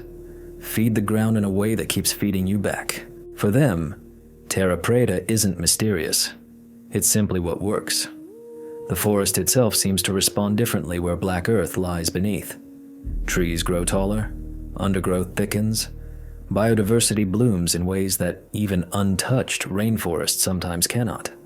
That has led some scientists to propose that Terra Preta helped shape the Amazon's extraordinary richness. Fertile islands inside nutrient-poor terrain could have acted as incubators of diversity, supporting species that later spread outward. In other words, the forest we now call purely natural may partly be the result of ancient ecological engineering. And if that possibility is true, the line between nature and culture isn't merely blurry. It's artificial. The forest's health, its resilience, may owe as much to human participation as to evolution. Rather than degrading the environment, ancient Amazonian societies enhanced it. Their civilization wasn't built at nature's expense. It was built with nature's cooperation. Terra Preta is physical proof of that philosophy, a soil that embodies coexistence. Some archaeologists call it the memory of the earth, and it's not hard to see why. Each handful holds traces of daily life. Seeds, ash, fragments of meals, splinters of tools, transformed into something that still functions. Unlike inscriptions on stone, this record remains alive. It feeds new life. The people who created it are gone, but their influence persists in every plant that roots there, in every microorganism that thrives in its pores. It's a kind of immortality achieved not through monuments, but through biology. When you consider how much effort modern society invests in resisting decay, building materials designed to last, products meant to endure, the logic of Terra Preta feels quietly revolutionary. It accepts impermanence as the foundation of longevity. The creators understood that permanence in the tropics is impossible, so they turned decomposition itself into a tool. They didn't fight entropy, they directed it. Every fallen leaf, every discarded bone, every charred fragment became part of a cycle that ensured continuity. Terra Preta isn't just soil, it's a philosophy. And there's a quiet irony in how this ancient innovation is being rediscovered now, when modern agriculture faces its own crisis of fertility. Decades of chemical dependency and overuse have stripped soils around the world of their life. Scientists study Black Earth hoping to reproduce its self-sustaining properties, but even with modern equipment, the full formula remains elusive. Microbial networks in Terra Preta are complex beyond easy replication. Every patch is slightly different, adapted to its local environment. It's as if the soil evolved in conversation with place. That adaptability may be part of why it endured. Terra Preta wasn't a rigid recipe. It was a process, constant feedback between people and environment. Farmers observed how soil responded and adjusted. Over time, ecosystem and human practice fused. The ground remembered every interaction, storing chemical echoes of care. That's why even now, when a shovel cuts into black earth, it feels different. Moisture rises. The scent is richer. The texture softer. It's alive in a way ordinary soil rarely is. In many ways, Terra Preta is the most tangible evidence of a sustainable civilization, one that thrived without exhausting its foundation. It contradicts the old narrative that Amazonian cultures were merely surviving. The people who created this soil understood systems modern science is still mapping. Carbon cycles, nutrient retention, microbial symbiosis. Their cities may be gone, but their science remains underfoot. Some researchers believe Terra Preta could have global implications. Its ability to store carbon stably for centuries makes it a potential model for climate solutions. If adapted responsibly, similar soils could help lock carbon underground while restoring fertility to depleted land. The same method that sustained ancient Amazonian societies could help sustain the planet. It's a poetic symmetry, but also a warning. The solutions we search for might already exist in the wisdom we ignored. Still, Terra Preta isn't something you can simply extract or patent. Its success depends on context, climate, ecosystem, cultural practice. You can't replicate it in a lab and expect identical results. It's not only chemistry, it's relationship. It reflects an attitude toward the earth that values collaboration over control. The people who made it didn't treat themselves as separate from nature. They saw themselves as caretakers of a living system that rewards attention. And that mindset is inseparable from the soil itself. Without it, the black earth loses meaning. Even the distribution of Terra Preta tells a story of connection. The largest deposits often lie near rivers, suggesting trade and communication between communities. Some patches contain materials from far away, shells from coasts, stone from uplands, evidence of exchange networks stretching hundreds of kilometers. Each patch of black earth may represent more than a settlement. It may represent a node, meeting place, garden, memory, inside a larger web of civilization. The soil is evidence of agriculture, yes, but it's also evidence of society. It's strange to think a civilization could disappear and still be influencing atmosphere, fertility, and ecology thousands of years later. But Terra Preta is exactly that, a long echo of intelligence embedded in humble material. If you walk through an area where it lies beneath your feet, you may not notice anything at first. The forest grows thick as ever. Roots curl around fallen trunks. Insects hum in the heat. But beneath the surface, a silent architecture is still at work. The clay remembers. It carries the fingerprint of those who fed it, who understood that to build for the future, you must build with decay. The soil doesn't speak in words, but it tells a story clearer than most ruins could. A story of people who understood time differently. Not as something to conquer, but something to cooperate with. Their technology didn't resist nature's cycle. It joined it. Every handful of black earth is a conversation between human intention and natural process. Proof that civilization can thrive without leaving scars. Proof that memory can exist not only in stone, but in life itself. And as we continue to study it, we may realize something quietly unsettling and quietly hopeful. The future of sustainable living might not be something new we have to invent. It might be something the earth already remembers. When we think of architects, we picture blueprints in stone, columns, walls, visible intention standing against time. But in the Amazon, architecture wasn't something you admired from a distance. It was something you lived inside. Something that changed with seasons and disappeared without failing. The builders here didn't design to dominate. They designed to belong. They were architects of the invisible, and their work has survived not as ruins, but as balance. You can sense their presence in the way the land behaves. Rivers bend in patterns too orderly to be coincidence. Forest clearings form geometry when seen from above. Soil shifts in color where human activity enriched it long ago. Even the distribution of plants reflects choices made centuries back. To an untrained eye, it all looks random. To those who study patterns, it becomes unmistakable. This landscape was sculpted with intent, though the tools were patience and cooperation rather than steel. The invisible architecture of the Amazon begins with water. The people who lived here understood water wasn't an obstacle, it was the foundation. Rain is constant. Rivers flood and retreat. The ground itself seems to breathe moisture. Instead of fighting this rhythm, ancient societies built with it. Raised fields and causeways kept crops alive through the wet season. Ponds and canals stored water through drought. Remnants of these systems still guide floods today, directing water away from places that no longer have names. In regions like the Llanos de Mojos, networks of causeways stretch for miles, linking clusters of mounds and elevated islands. Each rise of earth once supported homes or crops, lifted just enough to stay above floodwater. When the waters rose, the causeways became roads. When the waters fell, those same structures became channels for irrigation and drainage. It was architecture that could change function without rebuilding. A living design made of earth and timing. The scale is hard to hold in your mind. Even with machines, recreating such networks would be monumental.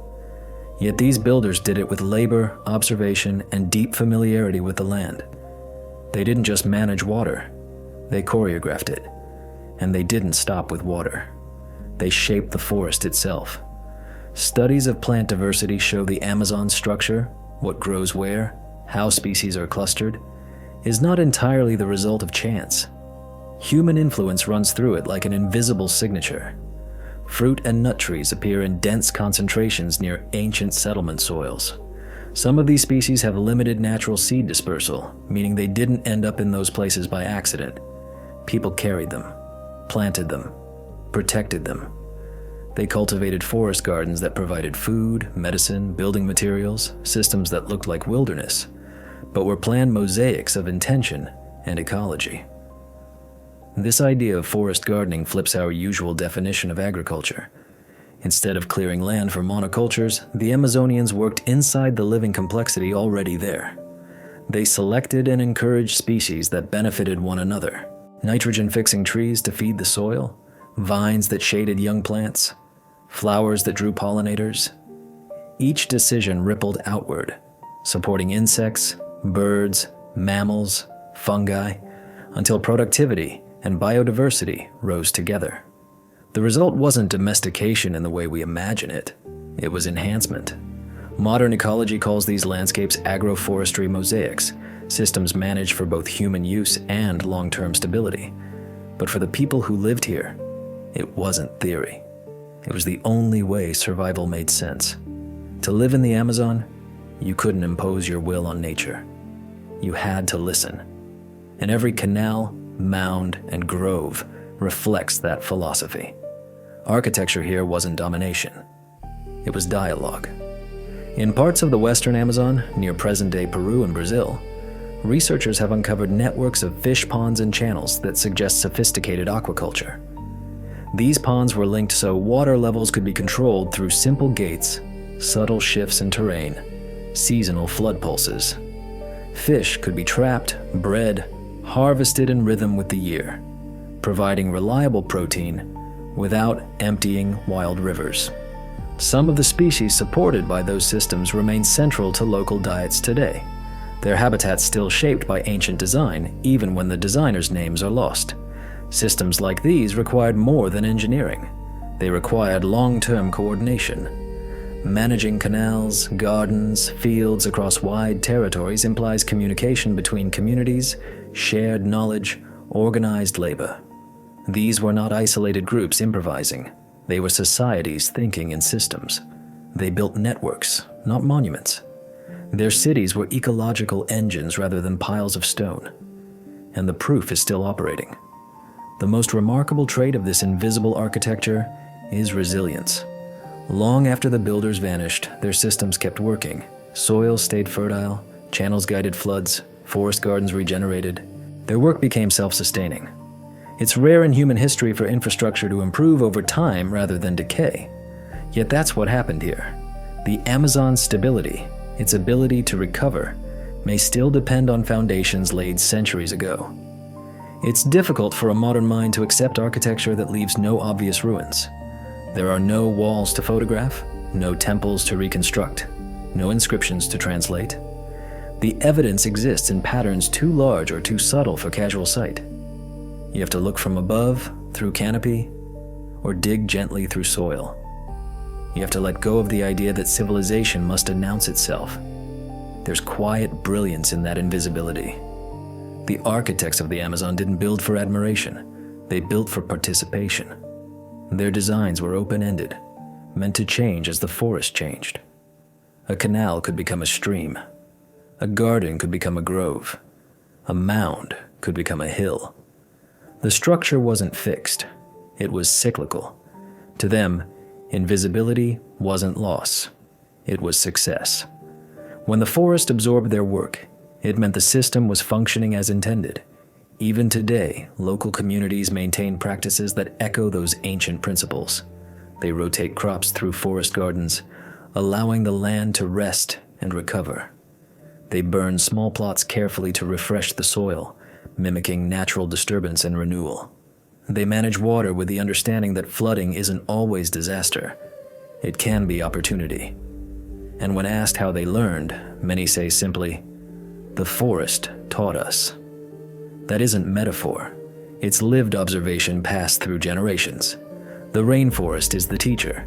Its rhythms are the syllabus. Archaeologists who study these systems often find themselves stunned by how closely ancient design matches ideas we frame today as cutting edge. Resilience, feedback loops, sustainability. The difference is that ancient Amazonians didn't separate these into academic categories. They treated them as common sense. When everything you build must coexist with humidity, insects, floods, and decay, you learn permanence is illusion. The goal is not to resist entropy, it's to harmonize with it.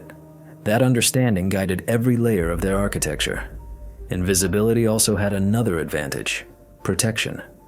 Structures blending into the environment suffer less from storms and erosion. Materials decay into the soil instead of becoming waste. Even community structure likely mirrored this: more fluid, responsive, shifting with seasons and resources rather than locked into rigid boundaries. This flexibility allowed adaptation to changes that would have shattered more brittle civilizations. As researchers map more of the basin, they're discovering these systems weren't isolated experiments. Similar patterns, raised fields, earthworks, forest management, appear across thousands of kilometers. That suggests ideas traveled through trade, intermarriage, pilgrimage, shared ritual. The invisible architects weren't only builders, they were communicators. Their principles spread not through written plans, but through practice. It's easy to imagine their greatest monuments weren't buildings at all, but landscapes.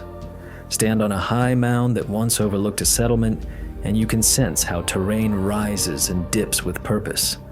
Layout guides water, sunlight, airflow, each element serving another.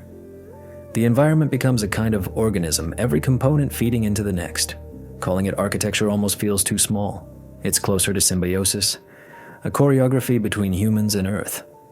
Modern researchers describe the moment of realizing how much of the Amazon's natural structure is human-shaped, like seeing a ghost drawing on a fogged window. The image was always there, only invisible, until the right light revealed it. Once you see it, you can't unsee it. Hills, groves, river bends begin to feel intentional. The forest transforms from wilderness into legacy. What makes their work so moving is its humility. They built systems that improved over time, but left no signatures, no names carved into stone. Their philosophy wasn't about identity. It was about continuity. They understood success wasn't how long something stayed in original form, but how well it adapted after they were gone. In a sense, they built themselves out of the story, letting the forest become the main character. We measure progress by visibility. What stands, what shines, what resists nature. Here, progress meant the opposite. The more invisible the human hand became, the more successful the design. That principle can feel alien in a world obsessed with marks and monuments. Yet in the Amazon, it may be the oldest rule of survival. Everything visible will vanish, so build what thrives when you're no longer there. It's tempting to wonder what their maps looked like, if they had them at all.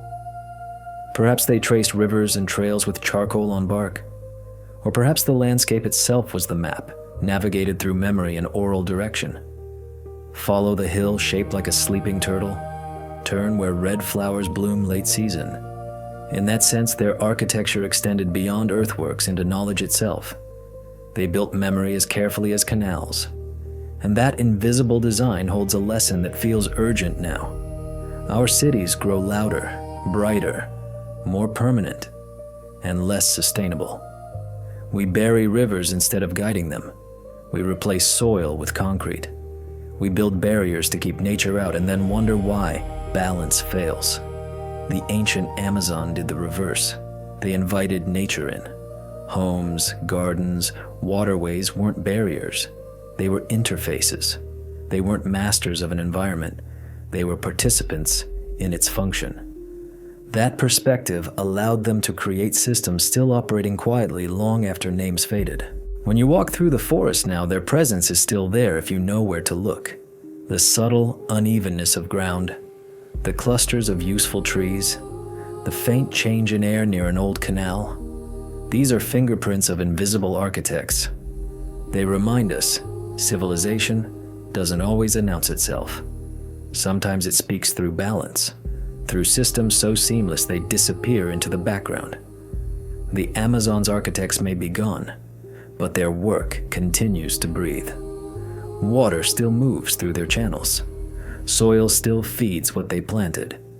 The forest still follows patterns they set in motion. Their legacy isn't what they built. It's what still works. And as the world searches for a way to coexist with its environments, their invisible designs stand as proof that harmony isn't fantasy. It's something that has already been done.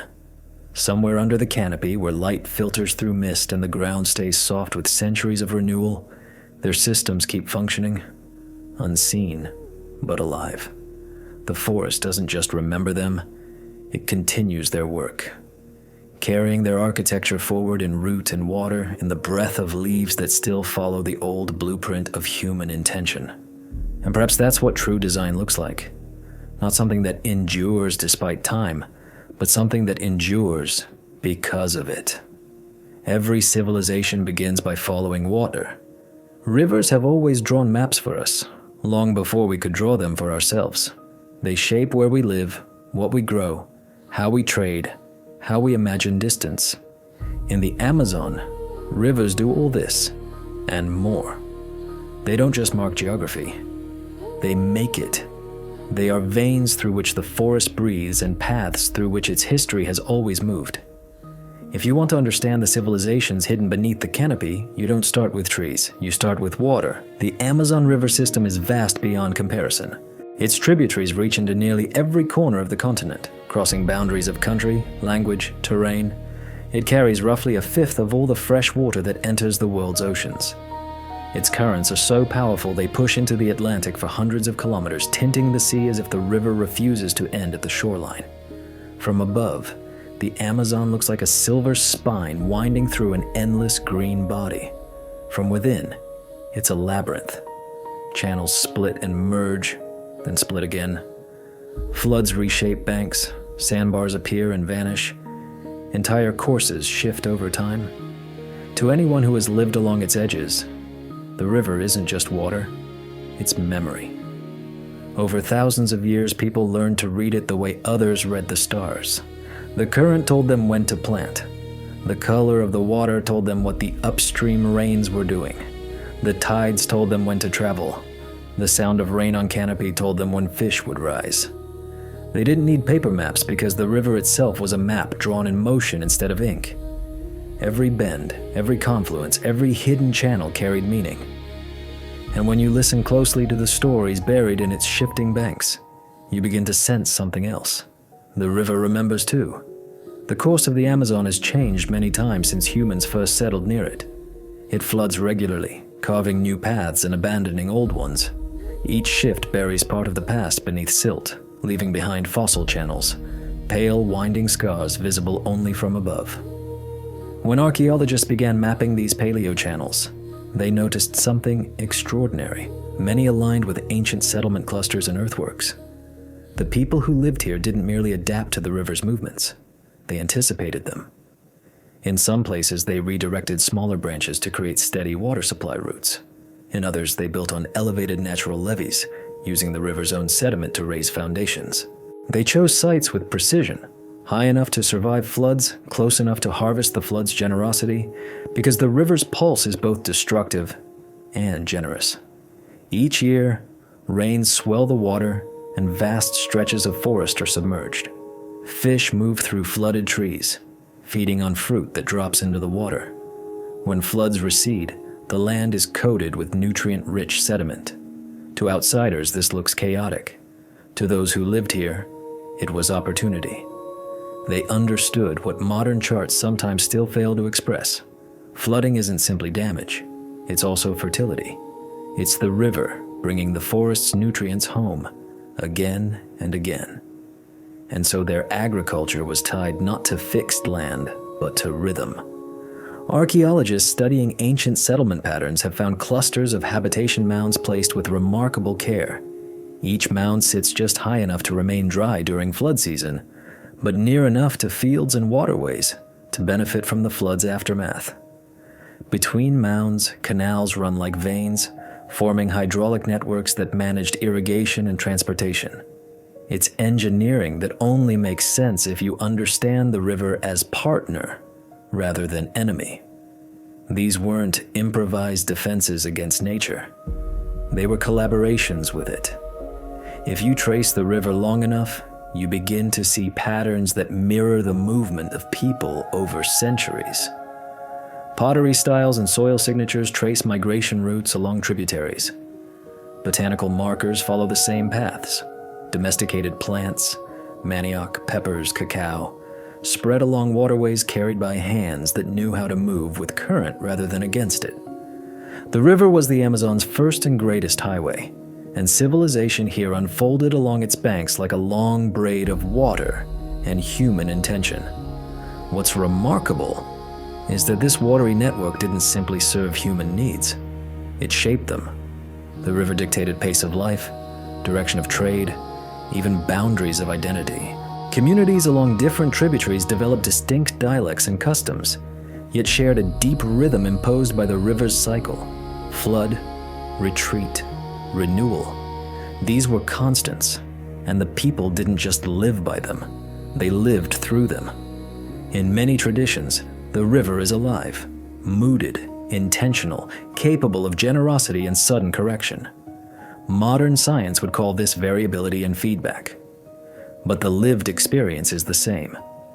When your survival depends on a river that shifts course and changes depth, you learn to treat it like a being you must respect. Not because it has emotions, because it has power. When modern researchers began taking sediment cores from floodplains, they found layers of charcoal and organic residue corresponding to long periods of habitation. These layers appear at intervals suggesting long-term landscape management. Some scientists now suspect the river's current stability, its ability to recover quickly from extreme flood events, may be partly inherited from ancient modifications. Diversions, levees, vegetation buffers, subtle interventions that guided flow rather than stopping it. It's a quiet possibility, but it's enormous. It would mean the river as we know it is not entirely natural in the way we assume. It may be partly human-shaped. Its equilibrium may be a legacy. There's a subtle beauty in that thought. It suggests the river carries human design inside its motion. Every drop might be tracing a path first nudged into being by people who didn't see the world as something to command, but something to choreograph. They worked with forces larger than themselves, leaving behind patterns that outlasted names. In certain parts of the basin, Researchers have found ancient channels aligning almost perfectly with modern tributaries, suggesting some present-day waterways follow routes first engineered by humans. Other channels diverge, leaving oxbow lakes that still carry traces of habitation. From the air, these shapes are clear, loops and fragments of old courses filled with darker water. Around them, the forest grows thicker, fed by centuries of sediment accumulation. These lakes act like fingerprints of the river's memory. Each one marks a place where time folded. The people who live beside shifting waters must have developed a profound sense of impermanence. They couldn't rely on ground to stay still, so they built flexibility into everything. Fields moved, homes were rebuilt, paths shifted as water shifted. Permanence wasn't the goal. Resilience was. And this is where the Amazonian mindset begins to feel like a message aimed directly at us. In many parts of the world, civilization is built on stillness, fixed borders, permanent infrastructure, the assumption that the world will stay as we found it. The river teaches the opposite. Change is not exception. Change is the rule. So the people learned to trust rhythm rather than location. Their culture flourished by living with motion, not despite it. And that may be one reason their systems endured as long as they did. Where others tried to resist natural cycles, they folded themselves into them. In that sense, their relationship with the river resembles conversation. Every flood was an answer. Every course shift was correction. People adjusted, and the river responded. Over centuries, the boundary between human design and natural process blurred until it was no longer meaningful. The river became both architect and inhabitant. Even today, many indigenous communities treat the river as partner. Navigation is memory-based, sensory. They read watercolor and sound, bird behavior, wind, and scent. They know which tributaries deepen first, where sandbanks hide, which bends signal changing seasons. They know the forest breathes differently near water. Humidity rising, certain plants blooming early, fish spawning at first scent of distant rain. Their relationship with the river is inherited. It's not learned from books. It's learned from living. Modern scientists, despite instruments and models, are only beginning to grasp how deeply intertwined river and people have always been. Hydrologists now use satellite data to study seasonal variations that local fishermen have always known in their bones. What satellites call variability, the river people call breathing. Both are true, just spoken in different languages. Some of the oldest legends say, rivers once spoke to one another. Every stream had a spirit guiding it, and those spirits gathered at confluences to decide where the next flood would go. To outsiders, that sounds like metaphor.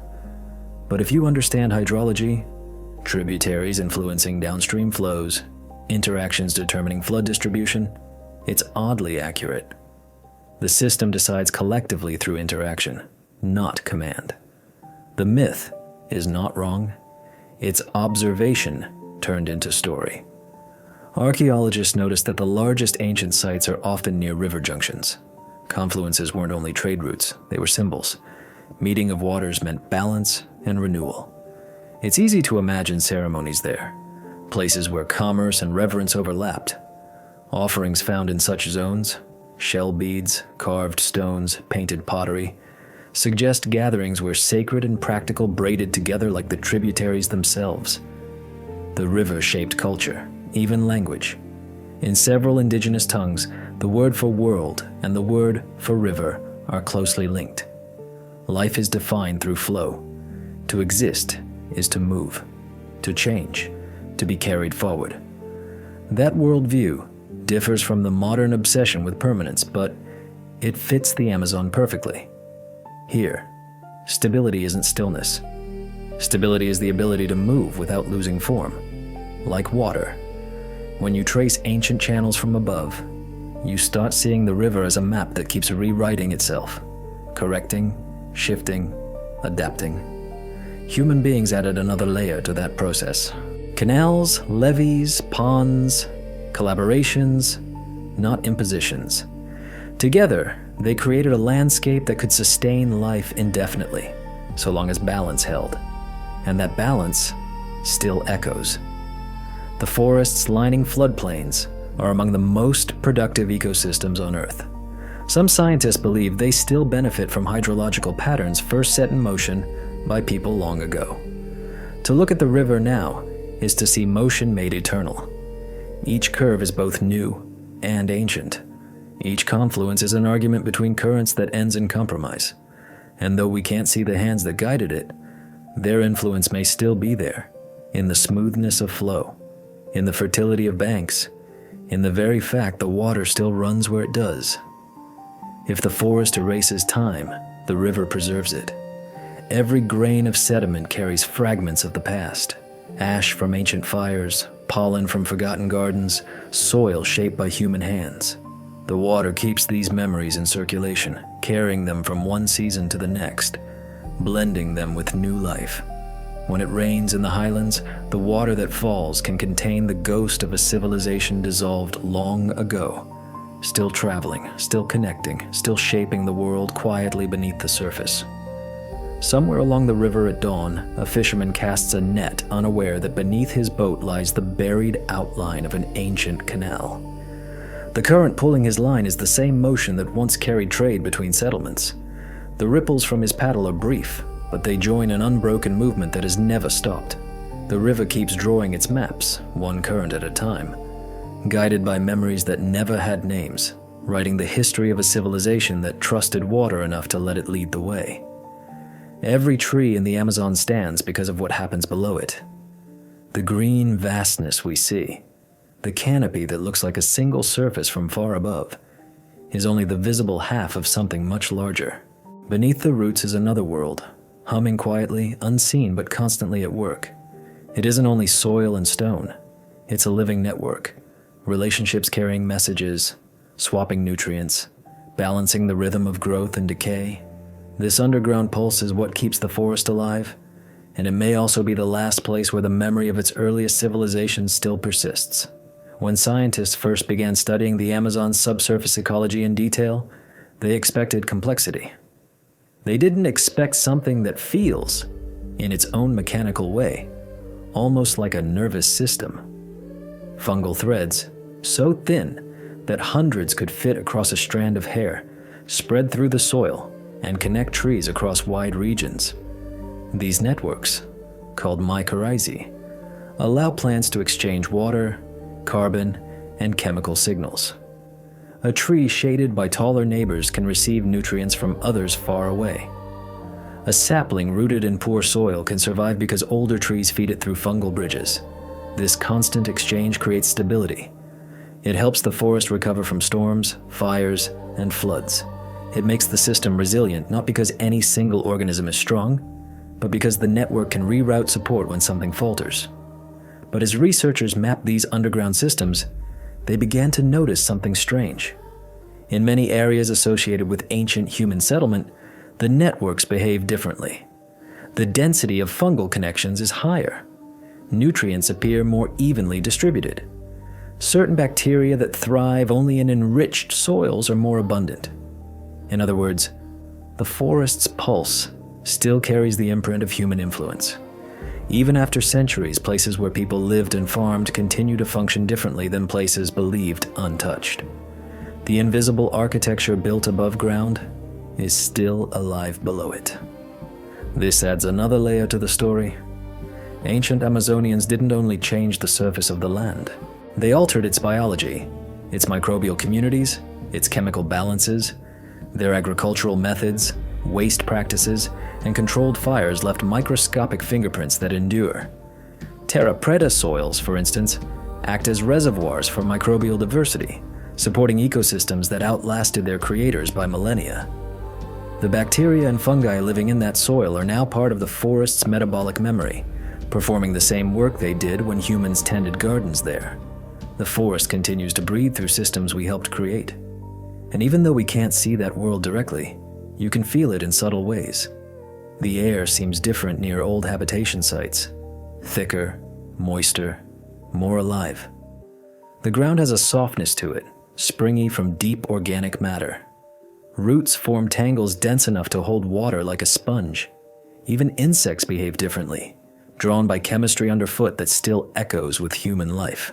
Every layer, from canopy to subsoil, is connected to that ancient pulse. Not metaphorically, but physically. The forest is a living machine, and memory here is stored not in stone, but in function. Modern tools now let researchers trace these networks with astonishing detail. Ground-penetrating radar reveals root structure. Molecular analysis identifies microbial communities like fingerprints. The complexity rivals anything we build above ground. And yet, it is fragile. Clear a section of forest, drain a wetland, disrupt the soil, and the balance shifts across kilometers. The network is not just local, it is regional, it is continental. And what's remarkable is that areas tied to ancient human modification often recover faster after disturbance. It's as though the system learned resilience from its history. Scientists sometimes call this legacy fertility, the persistence of past enrichment for centuries. Microorganisms from Terra Preta can spread outward, slowly colonizing surrounding soils and improving productivity beyond the original settlement. The forest carries forward human influence not as scar tissue, but as adaptation. The pulse beneath the roots doesn't discriminate between natural and artificial, it only sustains. This challenges one of our deepest assumptions, that ecosystems exist in opposition to civilization. In the Amazon, the two are intertwined. The underground networks are both natural and cultural, both ancient and ongoing. Each root and fungal filament carries not only evolutionary history, but human interaction. The cooperation under the soil mirrors the cooperation that must have existed above it. Sharing, feedback, reciprocity. When archaeologists take soil samples from ancient regions, they find microscopic remains of charcoal and organic matter, telling a story of careful balance. Controlled burns enrich the ground without sterilizing it. Plant remains suggest mixed cropping systems designed to support one another. The arrangement of trees and crops optimized sunlight and humidity. These weren't random habits. They were experiments repeated until equilibrium was reached. And the results are still visible, not as buildings, but as resilience. If you could see the forest underground, it would look less like chaos and more like design. Roots cluster around nutrient-rich zones, spreading outward in delicate patterns. Fungal filaments branch and reconnect like neural pathways. Microbial colonies expand and contract with the seasons. Each element contributes to stability, and deep within that structure, remnants of human influence hum quietly. Slightly higher carbon content, altered pH, pottery fragments fused with clay. The system doesn't separate ancient human waste from natural sediment. It absorbs it all. There's continuity in this invisible world that's easy to miss if you focus only on what you can see. The shimmering canopy, the rain sound, the bright birds. Everything depends on processes never touched by daylight. And those processes depend partly on the remnants of human interaction that still shape soil chemistry and biology. It's as if the forest learned from us, incorporated our methods into its metabolism, and carried them forward long after we were gone. In one study in western Amazonia, scientists found that areas once inhabited contained up to twice the microbial diversity of surrounding soils. Those microbes are crucial for nutrient cycling, breaking down organic matter and releasing elements essential for plant growth. Their abundance makes the forest more productive, more stable, more capable of absorbing shocks. Ancient Amazonians may not have used the word biodiversity, but they cultivated it, deliberately or through careful habit, because the land rewarded that approach. Their actions still ripple through the forest's physiology. The pulse beneath the roots still beats with their rhythm. It isn't only biology that carries these traces. Minerals, iron, phosphorus, silica, bear chemical signatures of repeated human activity. In some places, the magnetic properties of soil are subtly altered by low-temperature fires. That means that even when all visible artifacts vanish, the Earth retains a physical memory of civilization, readable by instruments sensitive enough to detect the faintest echo. When you think of it that way, the Amazon stops being just a forest. It becomes a living archive, Its trees, rivers, and soils store information about interaction between species, between people and place. Every fallen leaf adds a line. Every root extension carries a message. The people who lived here might not have built monuments, but they built something more enduring. Functional legacy written into the metabolism of the planet. The pulse beneath the roots also teaches humility. For centuries, we assumed advanced societies must leave visible marks. Temples, walls, roads. Here, advancement meant disappearing gracefully into the system you built. The gardeners of Black Earth, the planners of raised fields, these were engineers of life cycles. Their monument is the forest's hidden vitality, proof of design that doesn't demand recognition. Modern science is only beginning to understand how deep this relationship goes. When researchers compare forest plots near known archaeological sites with those in remote regions, the differences are consistent. Richer soils, steadier water cycles, higher resilience to drought. It's as though the ecosystem still remembers being cared for. The forest beneath our feet isn't ancient wilderness untouched by hands. It is, in places, a garden still growing on human foundations. There's debate now over whether the Amazon should even be called natural in the conventional sense, if so much of its structure, fertility, and resilience reflect human shaping. Perhaps it's better described as a co-created system, an evolved partnership. In that partnership, the pulse beneath the roots is the medium of connection, carrying shared memory between human and non-human life. And what's most remarkable is that this pulse isn't static. It adapts. When droughts press, fungal networks reroute moisture. When floods shift, roots adjust to new soil composition. When the forest burns, microbes from fertile soils recolonize, restoring life. The system behaves as if it knows what to do. In reality, it's countless tiny feedback loops operating in concert, honed by time and interaction. The result is a self-correcting equilibrium that has lasted longer than any empire. Imagine standing in the forest at dusk, the air thick with scent and sound, insects tuning up for night, birds calling from hidden branches. Beneath your feet, millions of organisms continue their work, digesting, exchanging, communicating. You can't see them, but they are as active as the stars above. Their movements form the foundation of everything you witness. And within that invisible heartbeat, there are traces of human time. Carbon from ancient fires, nutrients from vanished gardens, the microbial memory of lives that once shaped this place. When you realize that, disappearance begins to look different. The people who built the Amazon's invisible civilizations didn't vanish. They transformed. Their bodies became soil. Their fire became fertility. Their settlements became forest. They merged with the system they helped shape until the difference between creator and creation no longer mattered. The pulse beneath the roots is their continuation, a kind of afterlife made of function, not monument. That is the quiet genius here. What we call erasure is absorption. What we call ruin is renewal. The forest remembers in process rather than in form. Its hidden pulse carries forward the intelligence of those who once listened closely enough to hear it. And as long as roots keep reaching and fungi keep connecting, that pulse will continue, steady, silent, invisible, keeping alive a civilization that never truly ended. It only changed shape.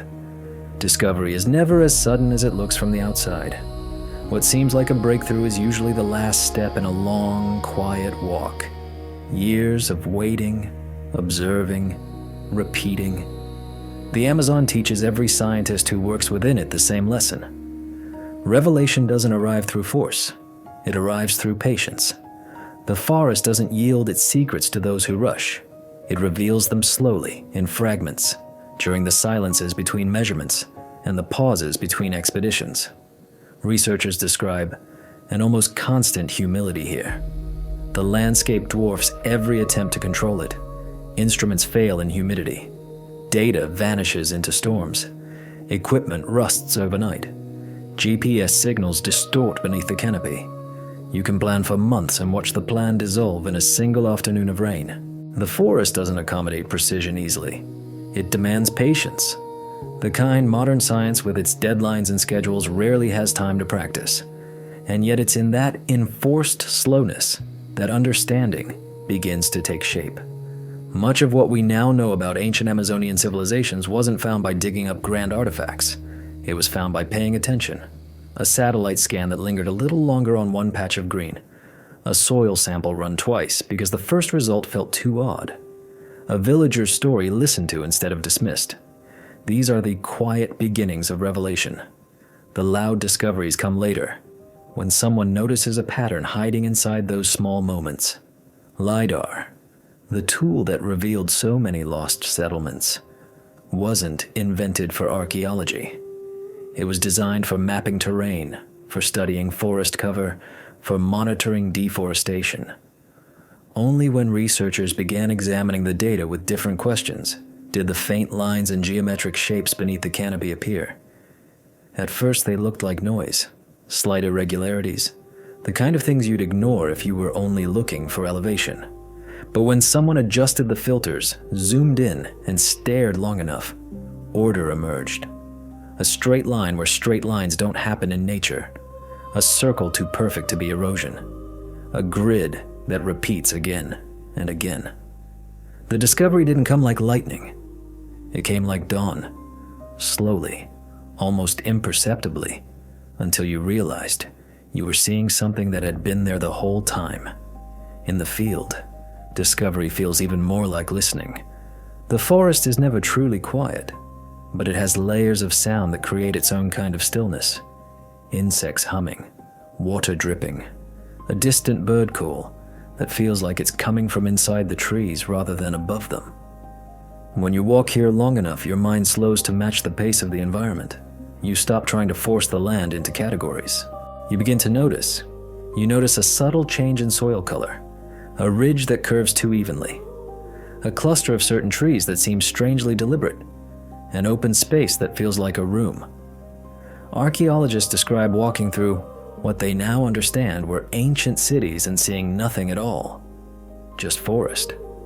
But once you learn what to look for, the land begins to reveal itself in small gestures.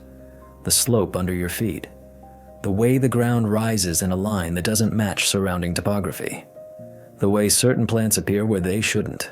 The knowledge doesn't announce itself, it seeps in, like moisture into clay. And the silence between discoveries becomes part of the research.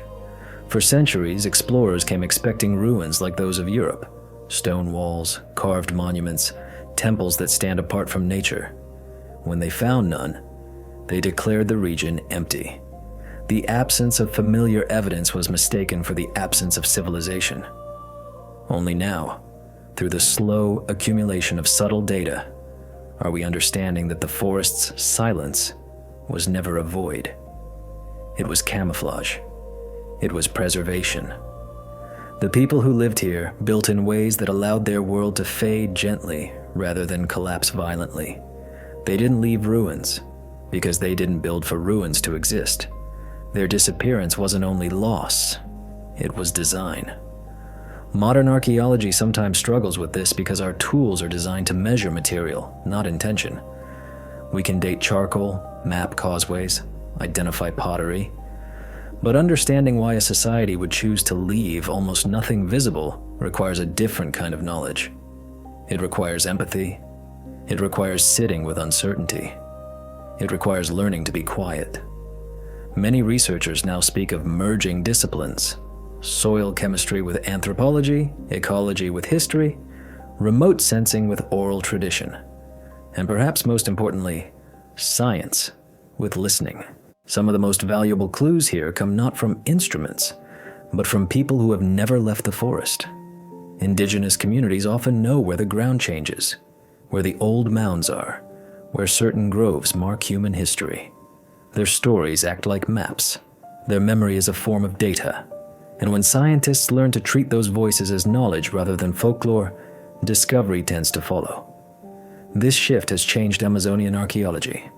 For decades, expeditions focused on extraction, collecting artifacts, removing samples, documenting what could be measured. Now the work, at its best, is slower and more collaborative. Researchers spend months building trust, learning local languages, asking permission before disturbing ground that holds cultural meaning.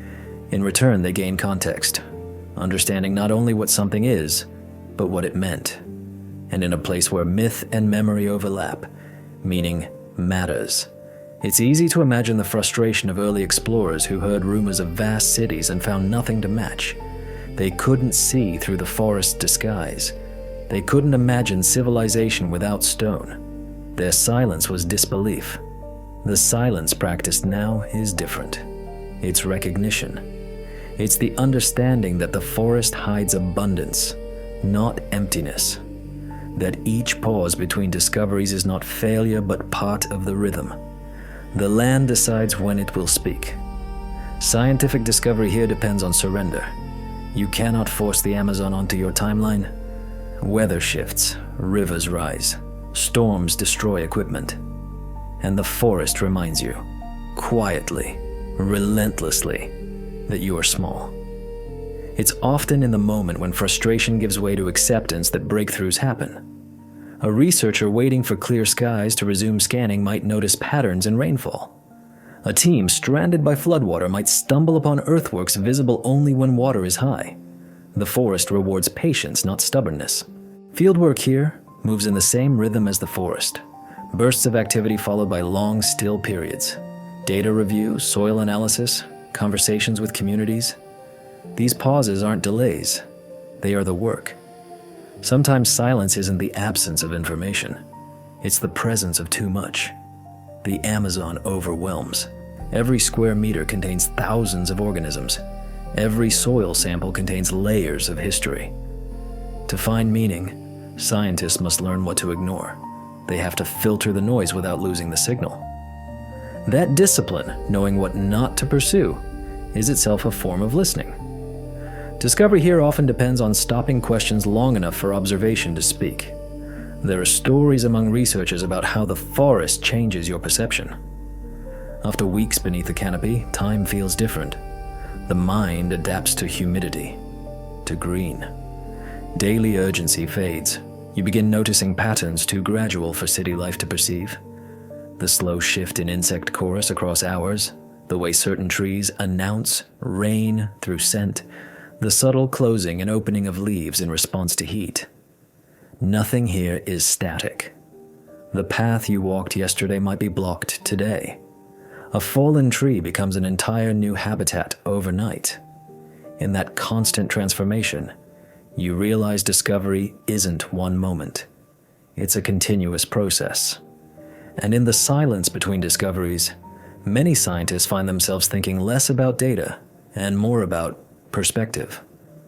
What does it mean to uncover the past in a place that refuses permanence? How do you interpret a civilization that built not to last as objects, but to last as systems?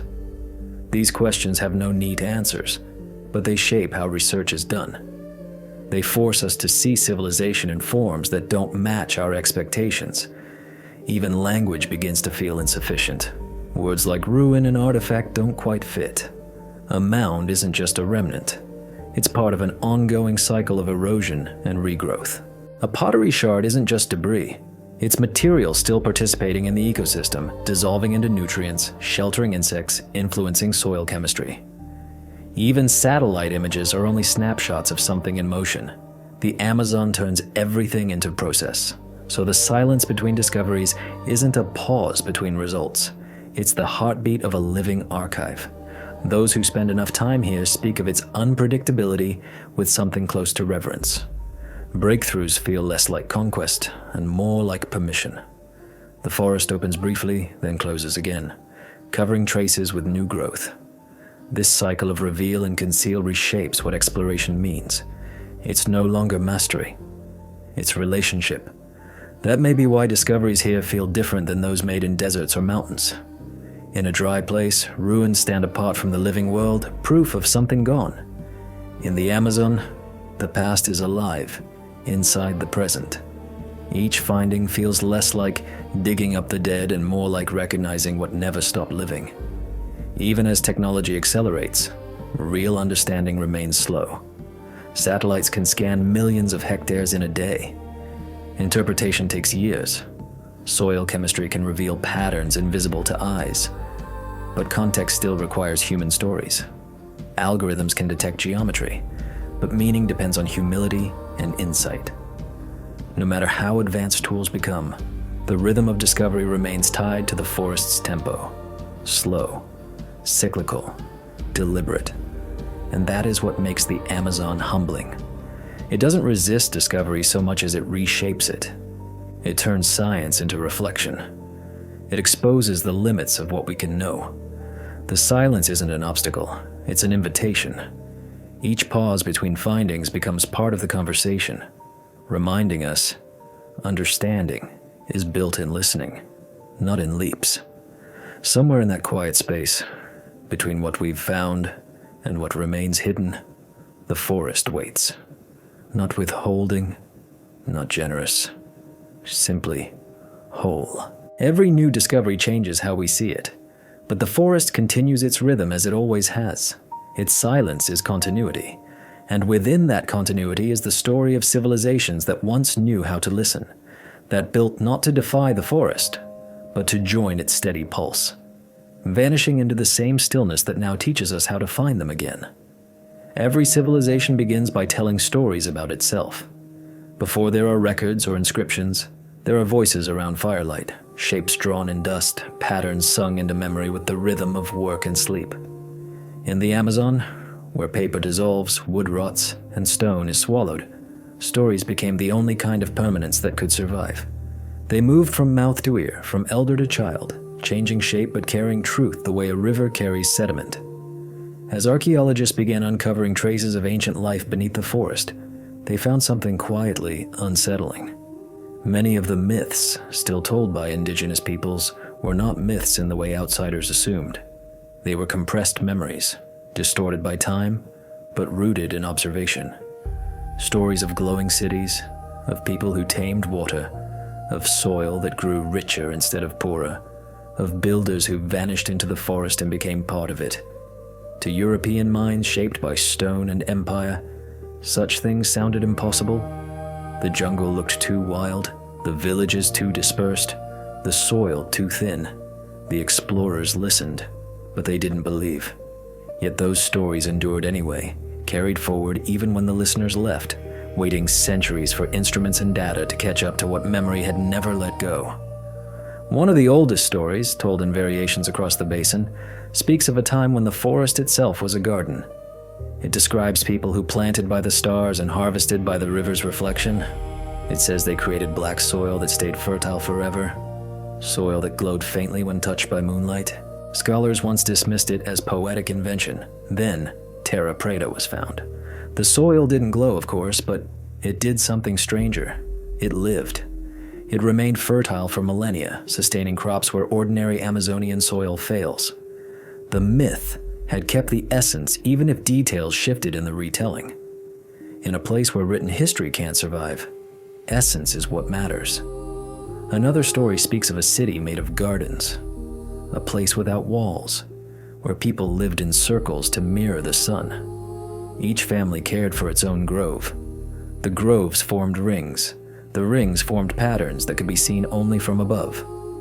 The city, they said, could not die, because its houses became trees when abandoned. It vanished without ending. For centuries, it sounded like fantasy. Then, LIDAR revealed circular settlements in the upper Xingu, plazas linked by radial roads, surrounded by managed forest gardens. The geometry was deliberate, repeated, aligned with solar positions. The city of circles had existed. It had done exactly what the story said. It had turned into forest. These stories contain details that shouldn't survive if they were only imagination.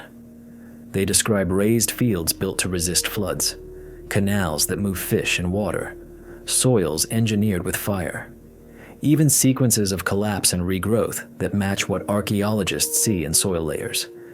In the Amazon, myth is not the opposite of fact. It is often fact carried in a form tough enough to endure. It's easy to underestimate oral tradition, but across the world, oral cultures preserve real events for astonishing spans of time: floods, coastline shifts, volcanic eruptions. In the Amazon, where humidity destroys archives, the human voice became the archive. The stories that lasted were the ones that encoded survival: how to plant without exhausting, how to burn without destroying, how to read rivers and seasons.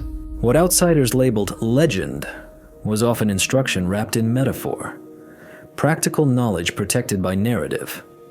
Some stories tell of a flood that came not from rain, but from fire.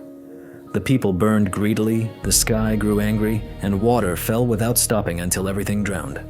Those who survived learned to use fire gently, small burns to feed the soil rather than consume the forest. It reads like parable. It may also be memory of ecological catastrophe and correction, fire management encoded as ethics.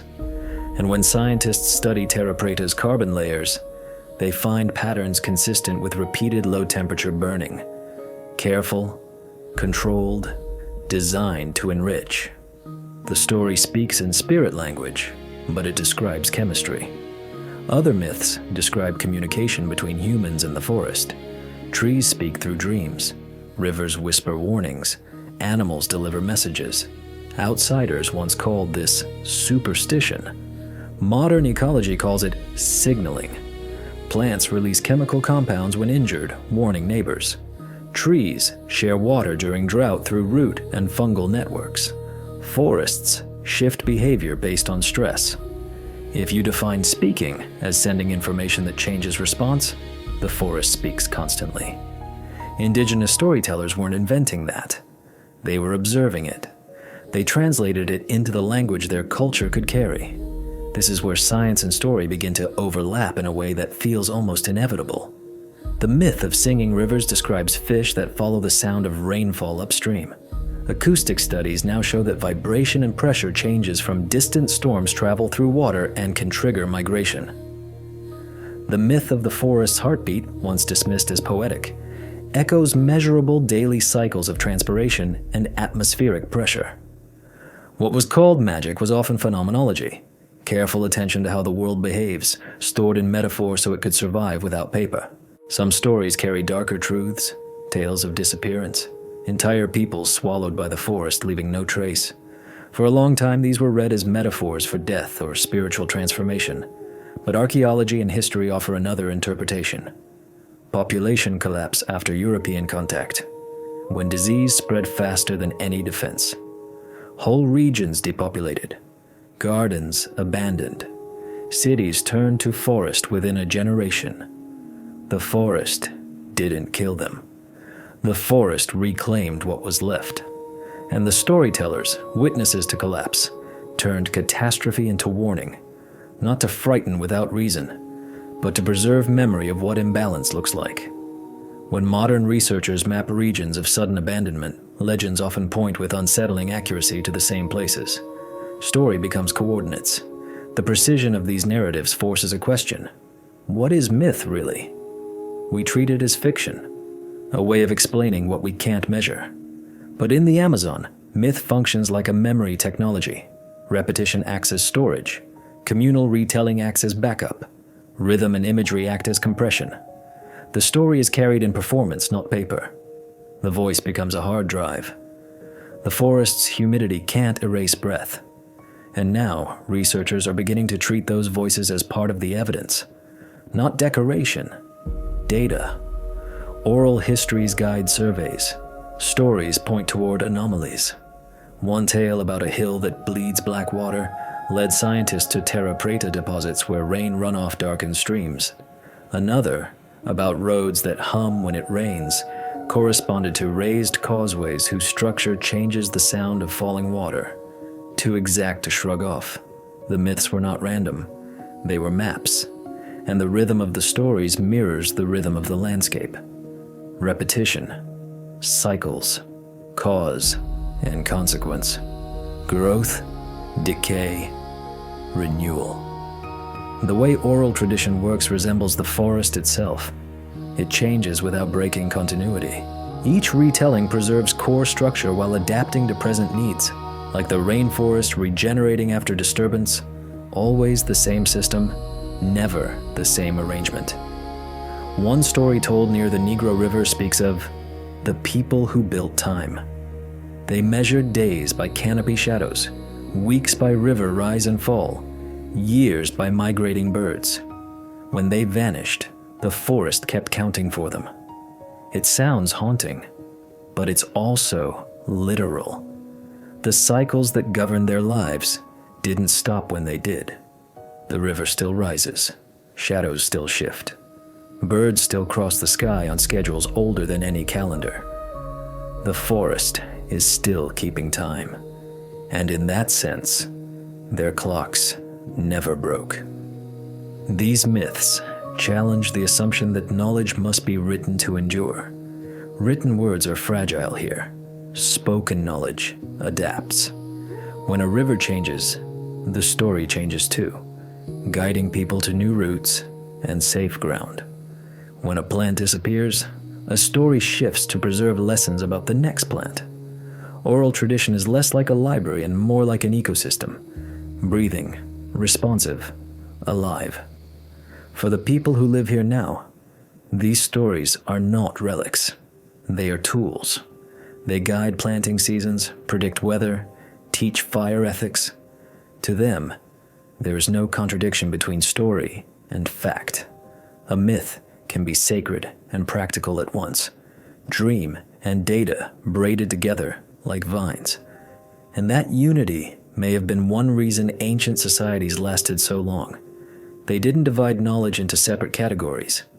They wove it, spiritual, ecological, social, into one fabric strong enough to survive centuries of rain. As scientists continue working alongside indigenous knowledge keepers, translation happens both ways. What elders call the forest breathing, climatologists call evapotranspiration. What elders call sleeping soil, agronomists call microbial dormancy. The language differs, but the understanding overlaps. The forest becomes common ground where ways of knowing meet, after centuries of being treated as opposites. It's tempting to imagine that if we could trace every myth to its origin, we could rebuild the full history of Amazonian civilizations. Each story is like pottery shard, fragmented but revealing when placed with others. Together they form a mosaic of memory stretching back beyond written time. Some myths suggest connections between distant cultures, carried along river routes long before borders. The stories traveled as people did, adapting, but keeping their core. In that sense, the myths are still doing their job. They continue transmitting knowledge across generations, bridging the world that was and the world that is. And as science verifies what stories have always said, respect grows, not as charity, but as correction. The forest has been speaking in many languages all along: soil, water, satellite data, and story. To understand it, we have to learn to listen to them all. The myths that knew the truth aren't relics of superstition. They are living evidence that observation, imagination, and reverence can preserve knowledge more faithfully than monuments. The civilizations that built them may have vanished from sight, but their voices remain, echoing every time a story is told beneath the canopy. Somewhere tonight, an elder tells a child about the black earth that never dies, about roads that sleep under leaves, about rivers that remember names humans forgot. The child listens, the words settle into memory, and the line of knowledge extends again. Unbroken, unrecorded, alive.